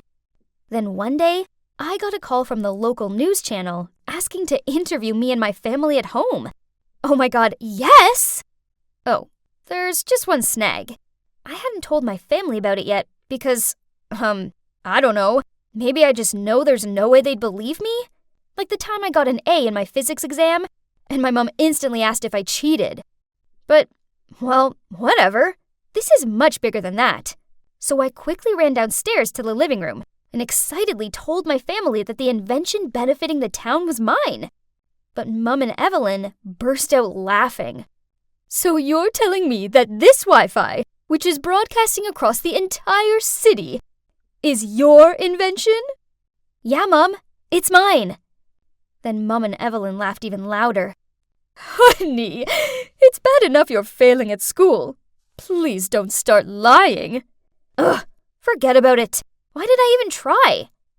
Then, the morning after, when the doorbell rang, my mom opened it and saw a reporter and a cameraman. She couldn't believe her eyes. Mum and Evelyn exchanged panicked looks, then rushed upstairs to prepare. It was so hilarious. The hysterics continued as they interviewed my parents. I watched my nervous, sweaty dad stand there like an awkward statue, while Mum began bragging about me like, "As soon as Emma was born, I knew she was a genius like her dad. I always encourage her to pursue her dreams." Jeez, and the Oscar goes to my mom. I didn't know she could act that well. To be honest, since I could remember, Mom never said anything nice about me. Ever. But now that she knew I was the mastermind behind the town's Wi-Fi, she would probably treat me differently, right? Wrong. Then one night I came downstairs for a glass of milk and overheard Mom and Dad talking in the living room. Emma is such a selfish child. How badly will this affect your business? The truth is, the company's going through tough times. But don't worry, we're trying everything we can. Huh? Did I do something? And what's wrong with Dad's company? I tried to eavesdrop more, but suddenly I heard my dad standing up from the couch, so I quickly ran upstairs to my room. The next day, Dad forgot to take his lunch with him to work, so Mom asked me to take it over. But when I got to his company floor, it was deserted. Huh? Where was everybody? Did everybody get a day off or something? But that couldn't be it, right? That evening, over dinner, I asked Dad. I went to your office at midday, but not a single person was there. What's going on? Mom suddenly put her cutlery down and gave Dad a shocked look. Is what Emma just said true? Dad lowered his head and sighed out. Yes, it's true. I temporarily shut the company last week. I didn't want you all to worry, so I didn't tell you. I'm sorry. What? How could you? You said you would fix it. That's when it hit me. But I deeply prayed it wasn't the truth. So I asked him, is it because of my device? Dad didn't answer me. He just glared sadly down at his dinner. But I knew what his silence meant. I was right. Suddenly, Evelyn stood up and screamed in my face. It's all your fault! You invented that stupid device, and now Dad's business is at stake! That's so typical of you. You never think before you act. Then she stomped off upstairs. I just sat there speechless. I just wanted my family to be proud of me, but instead, it seemed like they despised me more than ever. Then Dad turned to me and softly said, Emma, this isn't your fault. I was kind of waiting for my mom to say something. Anything at all. But she didn't. She just cleaned up the table. I felt really bad about what happened to Dad. But hey, now I had to work even harder so I could provide for my family, right? After that, Mom completely ghosted me. As for my sister, whenever our paths crossed, she gave me a dagger look and muttered out mean comments like, "Let's see how long it takes for your precious business to fail." I tried to ignore her, but then she took it too far. One Sunday, I was in my garage working away when suddenly I heard loud noises coming from outside. I opened the garage door to see a crowd of people holding signs saying, "We lost our jobs because of you," and "No job, no future." My God, they were protesters. I think they were from my dad's office. Wait a minute. I spotted a familiar face. Evelyn? She was holding a big sign saying, "My dad lost his job because of you." Eventually, Dad came out and dispersed the crowd. Then he called an emergency family meeting. How could you do that to me? The correct question would be, how could you do that to Dad? Thanks to you, dozens of people have lost their jobs. You're making people's lives miserable. Enough, both of you. Evelyn, what you did was wrong. Families are supposed to support each other. But Dad, Didn't you just hear what I said? Evelyn gave me a dirty look. Then she ran off to her room. I looked at Mum. who was leaning against the wall with her arms folded. Did she agree with what Evelyn did? Or was she on my side? My God, please say something. But to my surprise, after that, my mother started talking to me again, and she was actually being nice. She even started cleaning my room and workspace. Whoa, this was new. Had she finally accepted me? Then one day, I received tons of emails complaining about my Wi-Fi. It took me all day, but I finally found the cause of the problem. My laptop. Somebody had tampered with it. It didn't take a genius to figure out who it was. Evelyn, duh. But I needed proof, so I set up a trap. The next evening, when everybody was having dinner, I ran downstairs, quickly grabbed a piece of bread and said, "I need to go run some errands. Oh, and can you please stay out of the garage, as I'm uploading some important files?" Mom and Dad nodded and smiled at me. Evelyn, on the other hand, just rolled her eyes and continued eating.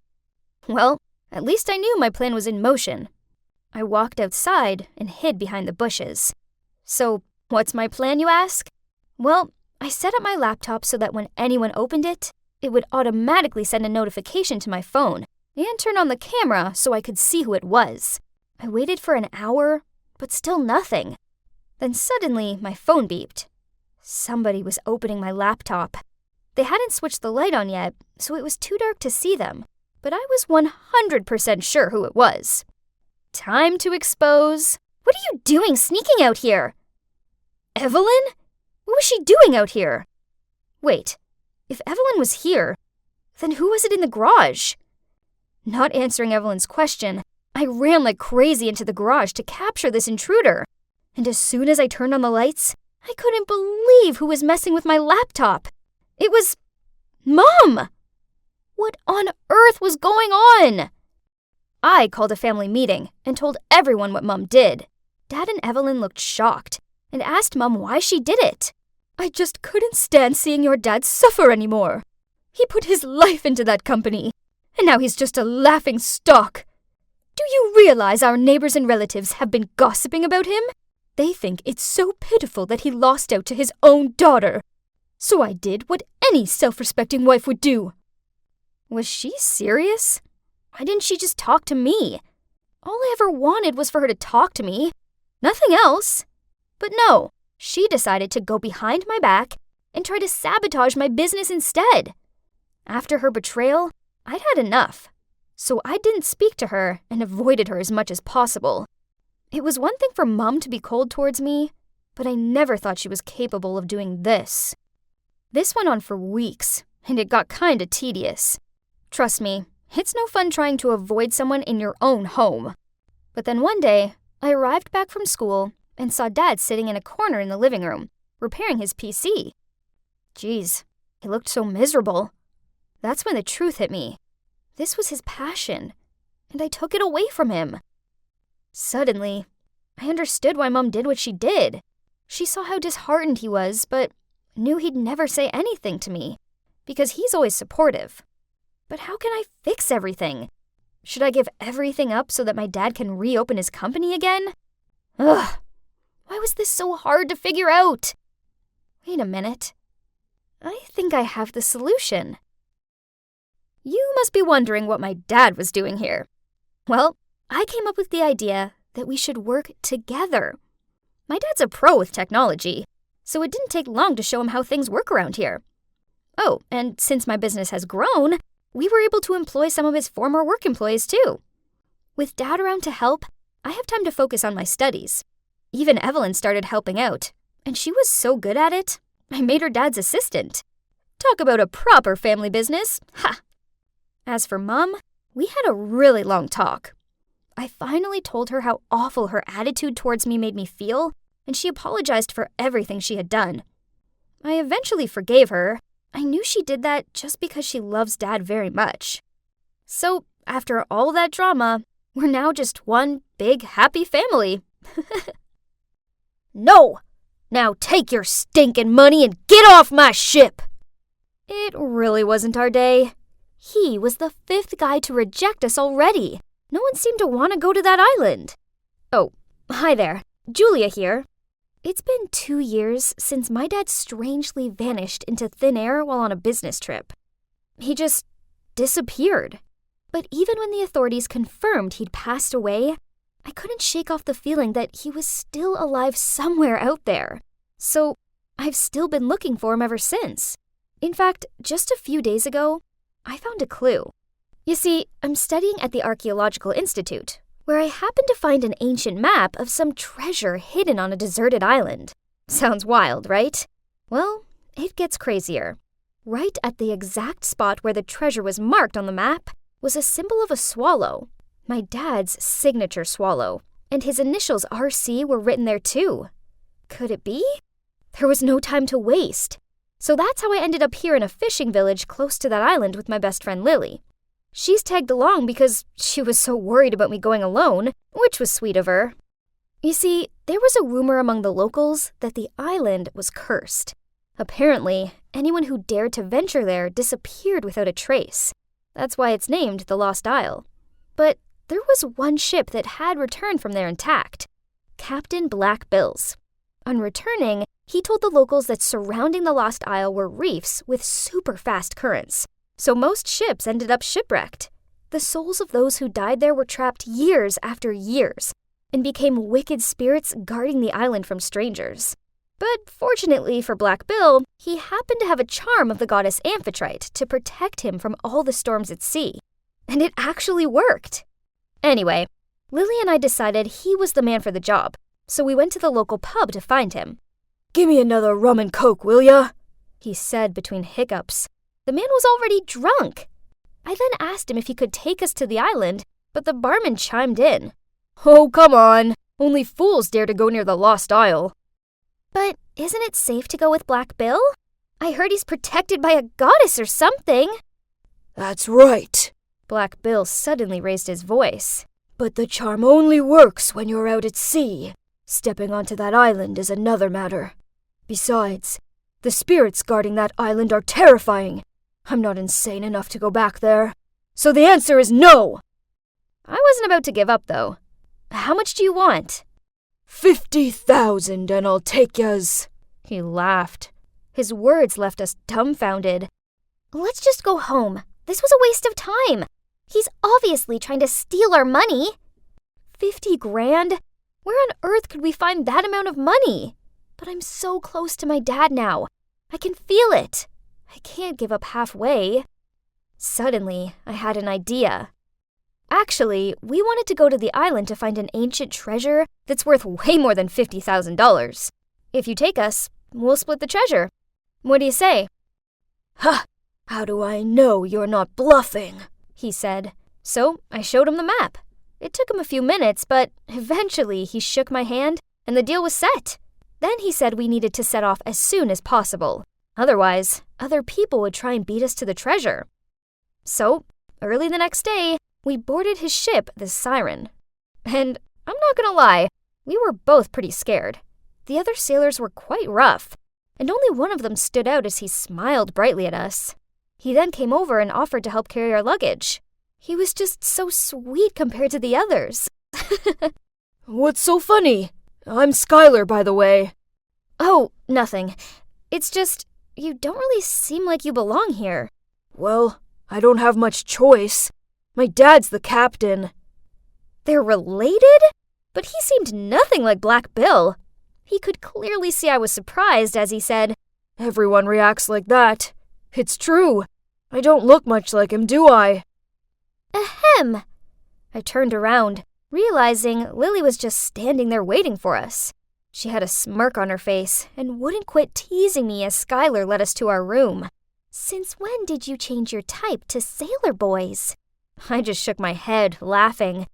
I mean, he was cute, but that wasn't the point of the trip. We settled in, but that night I couldn't sleep at all. I decided to go up on deck for some stargazing. It was eerily quiet out there, but I suddenly heard a sound coming from the other side of the ship. I quickly went to see and found Skylar leaning on the rail. He's probably having trouble falling asleep too. So we ended up chatting all night, and I told him why I had to get to the Lost Isle. He looked me in the eyes and said, "I'm sure you'll find your dad. I know you can do it. He seemed so sincere and warm. It actually made my heart skip a beat. By noon the next day, we had reached the island, and it was just as terrifying as Black Bill had said it would be. Rows and rows of jagged rocks rising out of the sea, with the waves crashing so high, I thought we'd be shipwrecked in a second. The ship was shaking so violently, I really didn't think we'd make it. But we did. After almost colliding with the rocks a few times, we eventually made it through, and I've never been happier to see land before. However, there were still many challenges ahead. The first night on the island, I was curled up in my tent when a sound of footsteps coming from outside woke me up.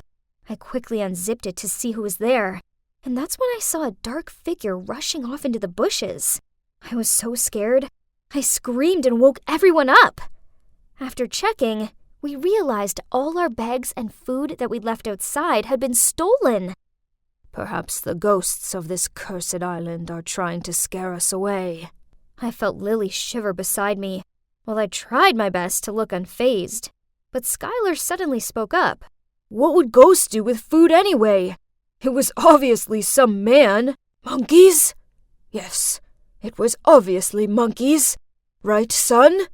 In fact, they'll probably come back, so we best keep our eyes peeled. For the rest of the night, we took turns guarding the tents. Then once the sun came up, we packed up our camp and continued on our journey across the jungle. Julia, are there really ghosts on this island? Ghosts aren't real, Lily. I started, but then I found myself screaming. My right leg dropped and suddenly I was falling into a hole. Luckily, Skylar was nearby and grabbed my arm just in time. I quickly looked down and saw there were dozens of sharpened wooden stakes at the bottom of the hole. What in the world? That wasn't the only trap, though. As we crossed the island, we all got stuck in a snare at some point. From net to rope leg traps, this cursed island has all the tricks up its sleeve. Luckily, no one got seriously injured, but it was still totally freaky. That night, I headed towards Skylar's tent to thank him for saving me, and as soon as he saw me, he pulled me into a hidden corner and said, There's something I need to tell you. I'm not Black Bill's real son. Skylar! Black Bill suddenly shouted from a distance. Come here! Right now! I'll talk to you later. Hide that compass, and don't tell anyone. Before I could even begin to understand what was going on, he'd left. Another shock hit me as I saw the swallow symbol alongside my dad's initials engraved onto the lid. Huh? How did he get this? Did Skylar know my dad? A billion questions flooded my mind, but by then, Skylar had already gone guarding the campsite with his dad. The next morning, after basically no sleep, I decided I had to find Skylar and get some answers. As I was looking around for him, a group of strangers landed from the trees. They were like some sort of jungle people, with bushy hair and beards and wore raggedy clothing. They surrounded our camp and started threatening us. I was so scared, I couldn't move a muscle. Julia! Lily! Run! Skylar screamed, and I managed to snap out of it. I grabbed my bag in Lily's hand and ran after him and Black Bill. We eventually found a cave and took shelter there. It was hidden deep in the trees, and we prayed they wouldn't find us. We then only came out when we were sure they were gone. I asked if we should go find the rest of the crew, but Black Bill ignored my question and only had his mind on the treasure. Ugh! He was willing to leave his crew behind. What a cold-blooded man! And yet, I had no other choice but to continue the search. I couldn't risk being caught by those barbarians. I needed to find my dad. So I reluctantly pulled the map out and we followed the directions. It led us to a stone temple in the middle of the island. One by one, we entered and went deep inside. Suddenly, Black Bill screamed. An arrow flew past him, just missing his cheek. Terrified, he turned pale, clutching his chest. Your treasure better be worth all of this, or else... We continued on and saw a door. That's it! The treasure is behind this! Black Bill ran forward, throwing himself against the door. His patience was definitely wearing thin. While he worked on getting the door open, I looked around for more clues about my dad. Suddenly, I turned around to see Black Bill falling on his knees. He'd managed to open the door, but inside was just a room full of dusty, chipped, cobweb-covered vases. You tricked me! I risked my life to come to this hole of an island for nothing! Black Bill then swooped over to grab me. I struggled to get away from him. He was squeezing my neck so tight, I couldn't breathe. I looked to Skylar pleading for help, and he tried to calm Black Bill down. Oh, shut up! And you! Bring all your stuff over here, or this friend of yours will be in big trouble. Trembling, Lily did as he said, begging him to spare me, but he only gave her a threatening look, while tightening his arms around my neck. He signaled for Skylar to come get his things. No! Let her go! Oh, little Sky, did you forget about your mummy and daddy? You don't want them to get hurt, do you? I've done enough for you. What were the two of them talking about? What was going on? My head was spinning, and with the suffocation, I gradually lost consciousness and passed out. When I woke up, I found myself on the siren, surrounded by Lily, Skylar, and... Dad? Am I dreaming? Is it really you? My eyes blurred with tears. I rushed over and hugged my dad. Then I found out what had happened. As soon as I fainted, the horde of barbarians rushed in, captured Black Bill, and freed us all. Turned out, these people were all sailors, archaeologists, and explorers who had come to the island to look for treasure. When going through the reef, they were attacked by a group of pirates who robbed them of all their possessions and belongings. Then they were mercilessly dumped empty-handed on the island. That crew of pirates was none other than Black Bill's crew. All those legend tales about the island, including the amphitrite charm, were made up by Black Bill himself, thinking he could cover up his crimes by preventing people from approaching the island. Wow, that man was a real monster. I knew something was fishy about him.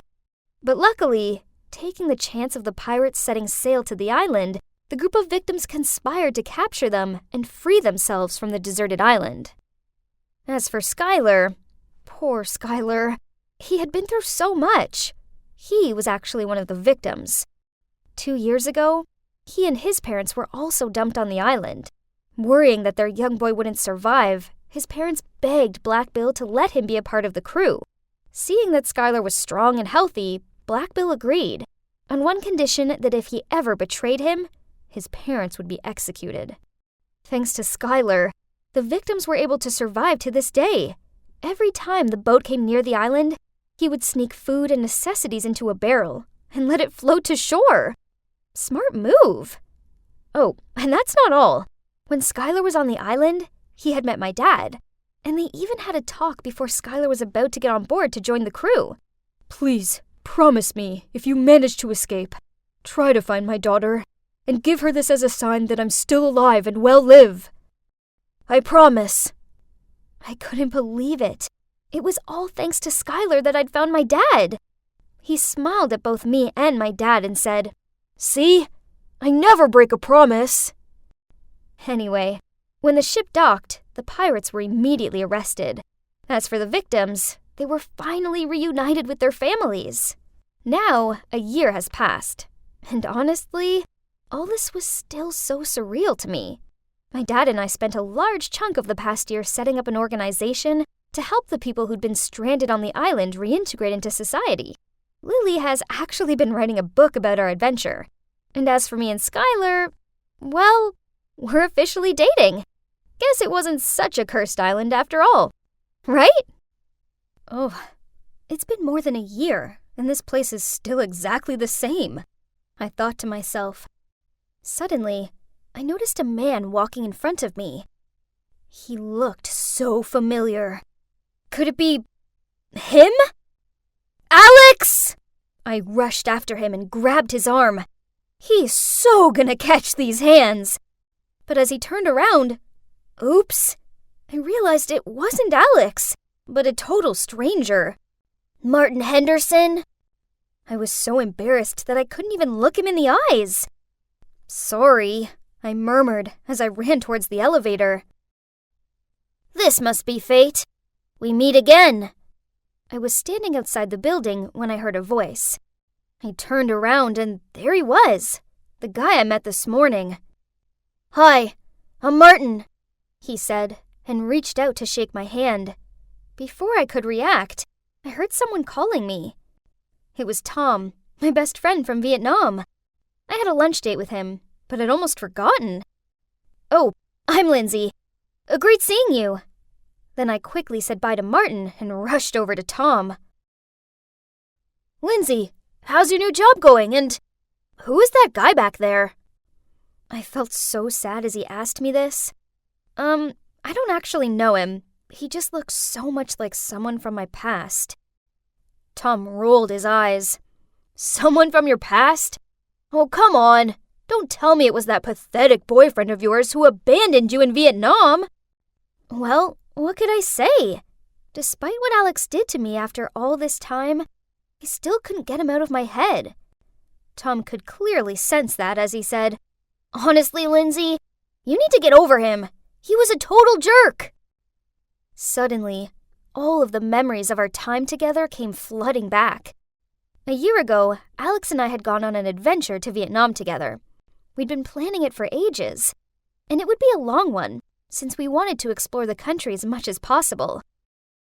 At first, everything was going to plan, but then, one morning, a stupid argument led us to a big fight that got Alex so angry that he up and left.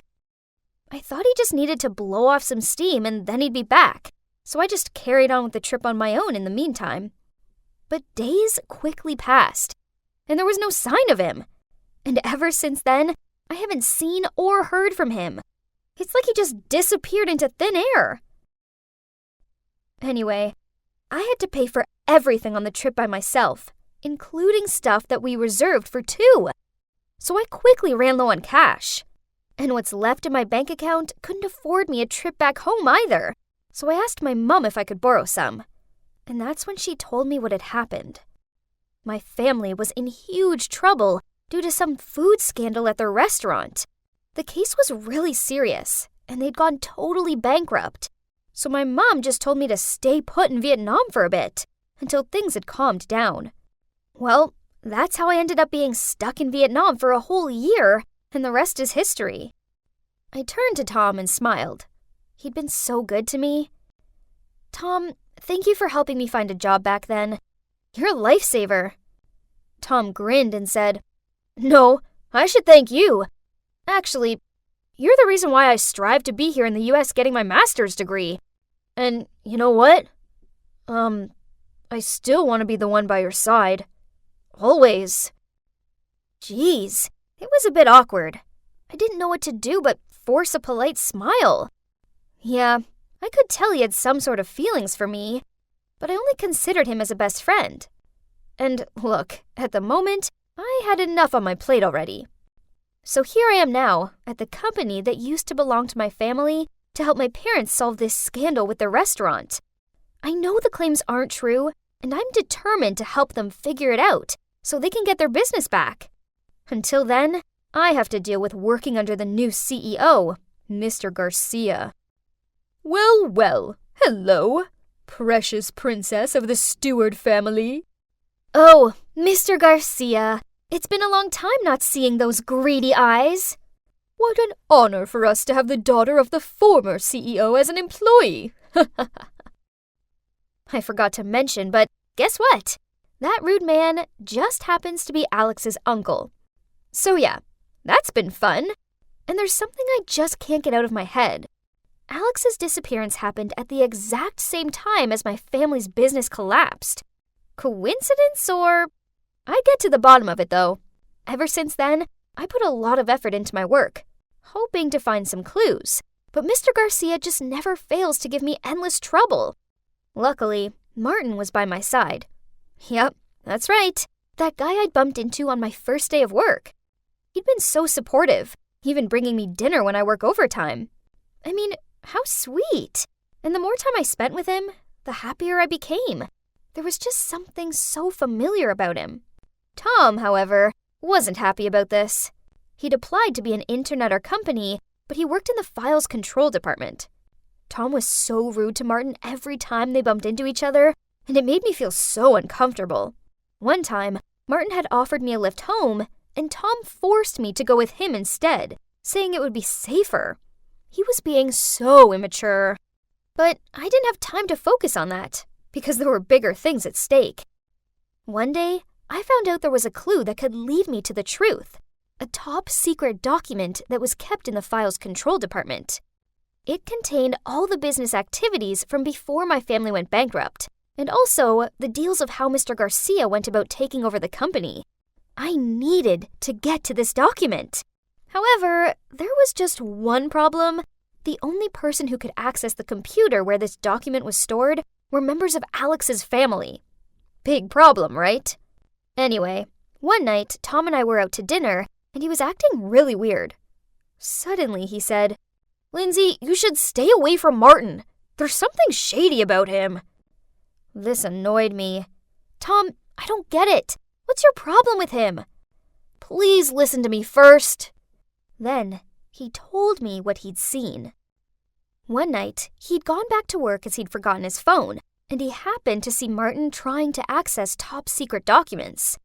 "Request access," Martin had said. "Kindly provide the access code."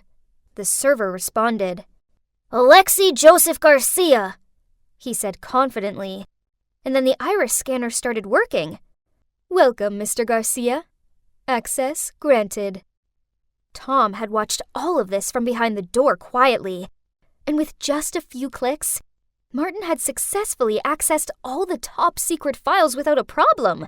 Then he'd quickly left through the back entrance. I couldn't believe it! If it was only the Garcia family who had access, how had Martin done this?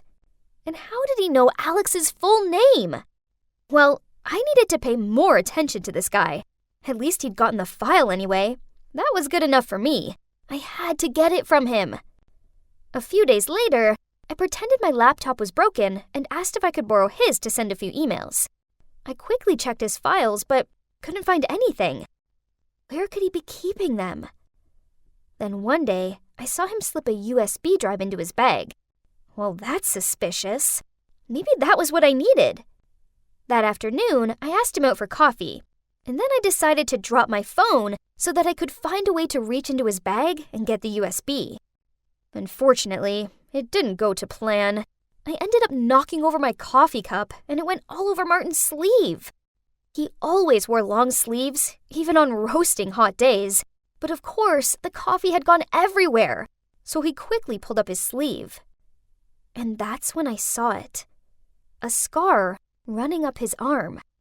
I gasped. "How did you get this scar? It looks exactly like my ex's. Alex had the same scar." Before I could say anything more, Martin snapped and said, "What scar?" Then he quickly pulled his sleeve down. "Don't lie to me, Martin. I saw it. And I know there's something sketchy about you. Why did you access the server room at 10 p.m.? And how did you know Alex's full name? Tell me who you are. I knew there was something familiar about you. Just tell me the truth." "Yes, it's me. Alex." He spoke hesitantly, then asked me to calm down, but I couldn't stand it. My heart stopped for a few beats. "How could you do this?" I screamed. "Did you and your uncle plan this all along?" "Lindsay, let me explain. I got plastic surgery, but it's not what you think. I'm on your side. I want to overthrow my uncle and get the company back for your family. Please believe me." Then Martin, or should I say Alex, told me the whole story. It turns out Mr. Garcia planned the whole thing to sabotage my family's business, and he took advantage of Alex to help do this. He, Mr. Garcia, even made up a story that there had been a feud between our two families, and that my dad had tried to bankrupt Alex's family, which pushed his parents to the brink of desperation. Of course, this made Alex angry, as he was protective of his family, and it nurtured in him a strong craving for revenge. But after helping his uncle take over my family's business, he discovered not only that Mr. Garcia wasn't his uncle, but that he, Alex, was also an orphan. Apparently, Mr. Garcia didn't have any biological relation to Alex, nor did he know anything about Alex's late parents. That spiteful man just manipulated people in any way to his advantage. Alex was disgusted that he'd been used and lied to like this, so he set out to get revenge on his so-called uncle by changing his identity and bringing everything to light to give justice to my family. He then showed me everything he got from the secret files. All the dirty tricks Mr. Garcia had used to sabotage and take over the company. He'd even been leading the company down a dark path through lots of illegal antics. But then Alex told me that before becoming Martin, he'd bought a number of shares, and now he would transfer them to me so I could take back my family's company. I couldn't believe it. I immediately showed all the evidence to the board of directors, and right away, everything was resolved. Finally, Mr. Garcia was not only kicked out of the company, but he was also sent to prison for his unethical business practices. And it was all thanks to Alex. The person I'd held a grudge against the most had been the one to help me get back all that was lost. As for Alex and I, well, it's clear we still have feelings for each other, but after everything we've been through, I think it's best if we give it some time before we jump back into a relationship. Plus, Tom admitted he likes me, which of course was obvious, but I don't want to upset him. Only time will tell if Alex and I are meant to be. Too much studying and not enough sleep was making me feel like a zombie. Chocolate would help, right? So I drowsily walked downstairs. Huh? Why was my whole family there with their suitcases? Are you guys going somewhere? Yes, Colorado for a ski trip. That's awesome! You're the best, Daddy! Not you, Helen. You have studying to do. And this is a special award for Christine for winning her scholarship. What? So you're just going to leave me out because of some meaningless grades? This is so unfair. Ugh! Whatever. I don't even need them to go with me. Shh. Come here. And I'm gonna let you in on a secret. I can go to the ski resort by myself and have way more fun. But how, you ask? It's called lucid dreaming. I first heard about it through the biggest buzz movie, Inception, and realized that I've had experienced the same things before. Since then, I've become an expert at this. So before I go to bed, I just have to write a script saying where I want to go, with whom, what I want to do, and 3, 2, 1. I'm asleep and living my best life. In fact, I could say that those beautiful self-designed dreams are like meditation to me.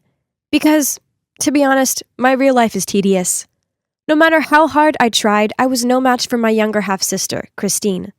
In my dad and grandma's eyes, a child of a doctor in physics, as well as a grandchild of a history professor, should automatically be a walking encyclopedia or something. But unfortunately, I didn't excel at the academic side of life. Ugh. They treat Christine like this precious gemstone and me like some boring old rock.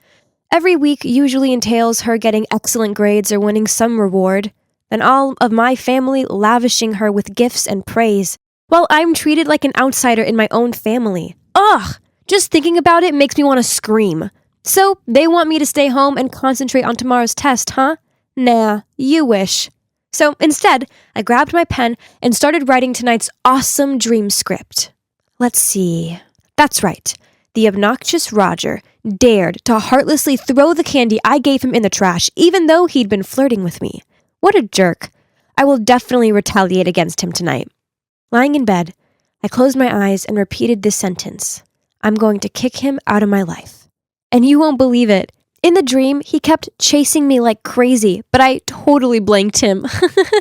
Helen, wake up! Time's running out! My best friend Gabby kicked my chair and I jolted awake. Oh no, there were only 5 minutes left. I frantically ticked on the paper and hurriedly submitted it to the monitor. Hey, did you not get any sleep or something? Well, I stayed up late writing the script for my dream. It was worth it as I got payback on Roger. What if you get a bad grade? Never mind. I'll be fine when I come home tonight with an A+ dream. But things turned out not to be as simple as I thought.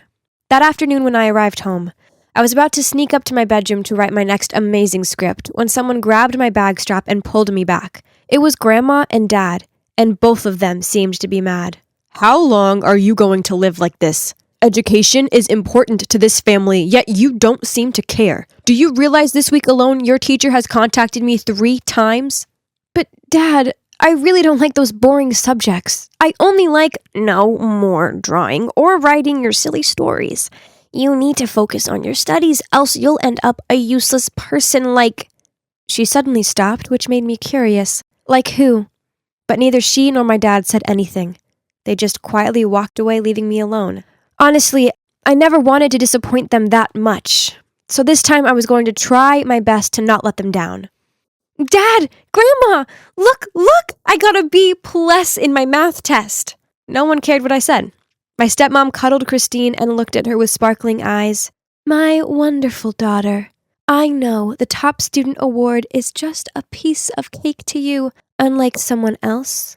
Then she turned to me and tutted, Helen, please, you're making a show of yourself. That's embarrassing. My face fell, and I forced back tears. But I tried so hard to get this grade. A B+ is nothing to be proud of. I chucked my exam paper in the trash, then stormed up to my room. It didn't matter what I did or how hard I tried. This household would always treat me like a loser. Dream on, Helen. Go back to your happy place. In front of me was the crimson sunset sky. I'd been scripting this moment for so long, lounging lazily on the beach without anyone complaining.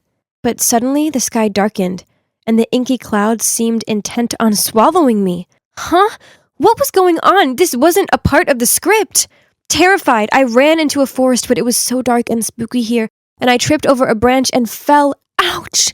As I rubbed my ankle and started crying my eyes out, suddenly a strange woman appeared. She took me into a wooden house at the end of the forest and gently helped bandage me up. This woman, well, she didn't scare me at all. Instead, I felt warm around her. Curious, I tried to take a closer look at her face, but then I suddenly woke up and realized tears were rolling down my cheeks. What a strange dream. I immediately drew all the things I'd seen, that forest, that house, but strangely, I couldn't remember that woman's face. Why are you drawing all this nonsense? My dad snatched the sketch from my hand and looked at it frowning. It appeared in my dream and... Get rid of them all. From now on, if I see you wasting your time on these stupid drawings again, there will be consequences. This was too much. I couldn't live without drawing. It was the only thing keeping me sane. I had to get out of here, live my way. Forget them and their stupid standards. I would create my own world. I planted myself in Gabby's room, and this is where I've been for almost a week. Luckily, Gabby's parents are totally chill with me staying. As for my family, they haven't messaged me once. And yes, dreams do go on. But now I dreaded going to sleep as my lucid dreams were still all messed up. Sometimes beautiful, sometimes bad. And for the most part, it did not turn out the way I wanted it to anymore.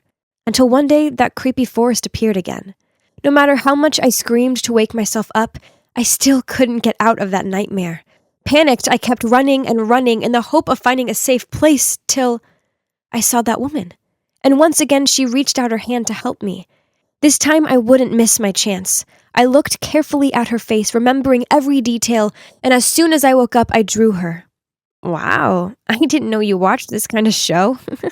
Gabby giggled. What show? Look, she's a celebrity. She hosts some TV show that my mom watches sometimes. So, that woman is a real person? If so, I have to find her. I didn't really know what was going on, only that there was something tying me to this woman and I needed to figure this out. Luckily, Gabby has an uncle who works at the studio, and he gave us special passes to meet this host in the flesh. When the cameras stopped filming, she turned and saw me, and her eyes widened in alarm. Helen? Helen, is it really you? Then she rushed over and hugged me. Huh? What did she just say? We didn't know each other, and the weird thing is, this hug didn't feel strange at all. Instead, I felt the same warmth as when she'd taken care of me in my dream. As she loosened her embrace on me and gave me this beaming smile, I said, and you are? Darling, it's me, your mother. That's when I realized something. Of course, she was my mom. Look, we had the same eyes.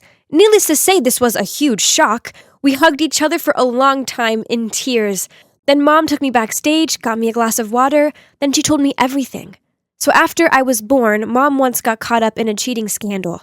Dad was angry about the damage this would do to his career, so he kicked her out of the house and wouldn't let her see me.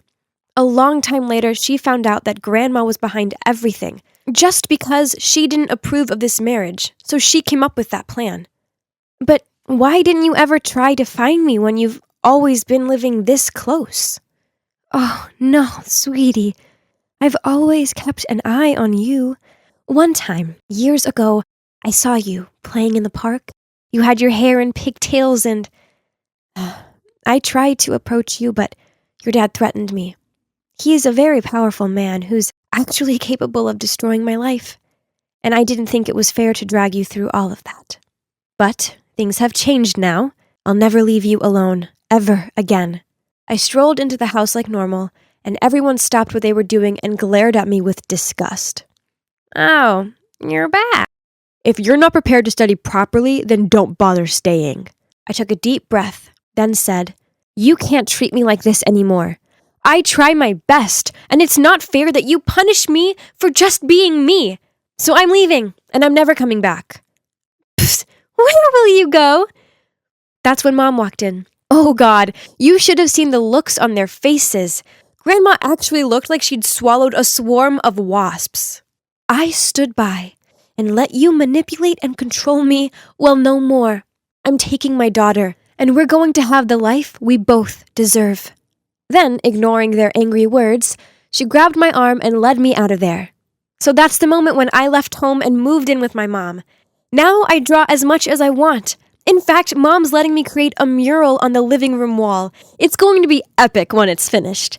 Oh, and about the lucid dreams, I don't write scripts anymore. Instead, I realized that I'm better off focusing on my reality and making myself the best version of myself I can be. After all, as great as a dream world can be, it's nowhere near as good as experiencing life firsthand.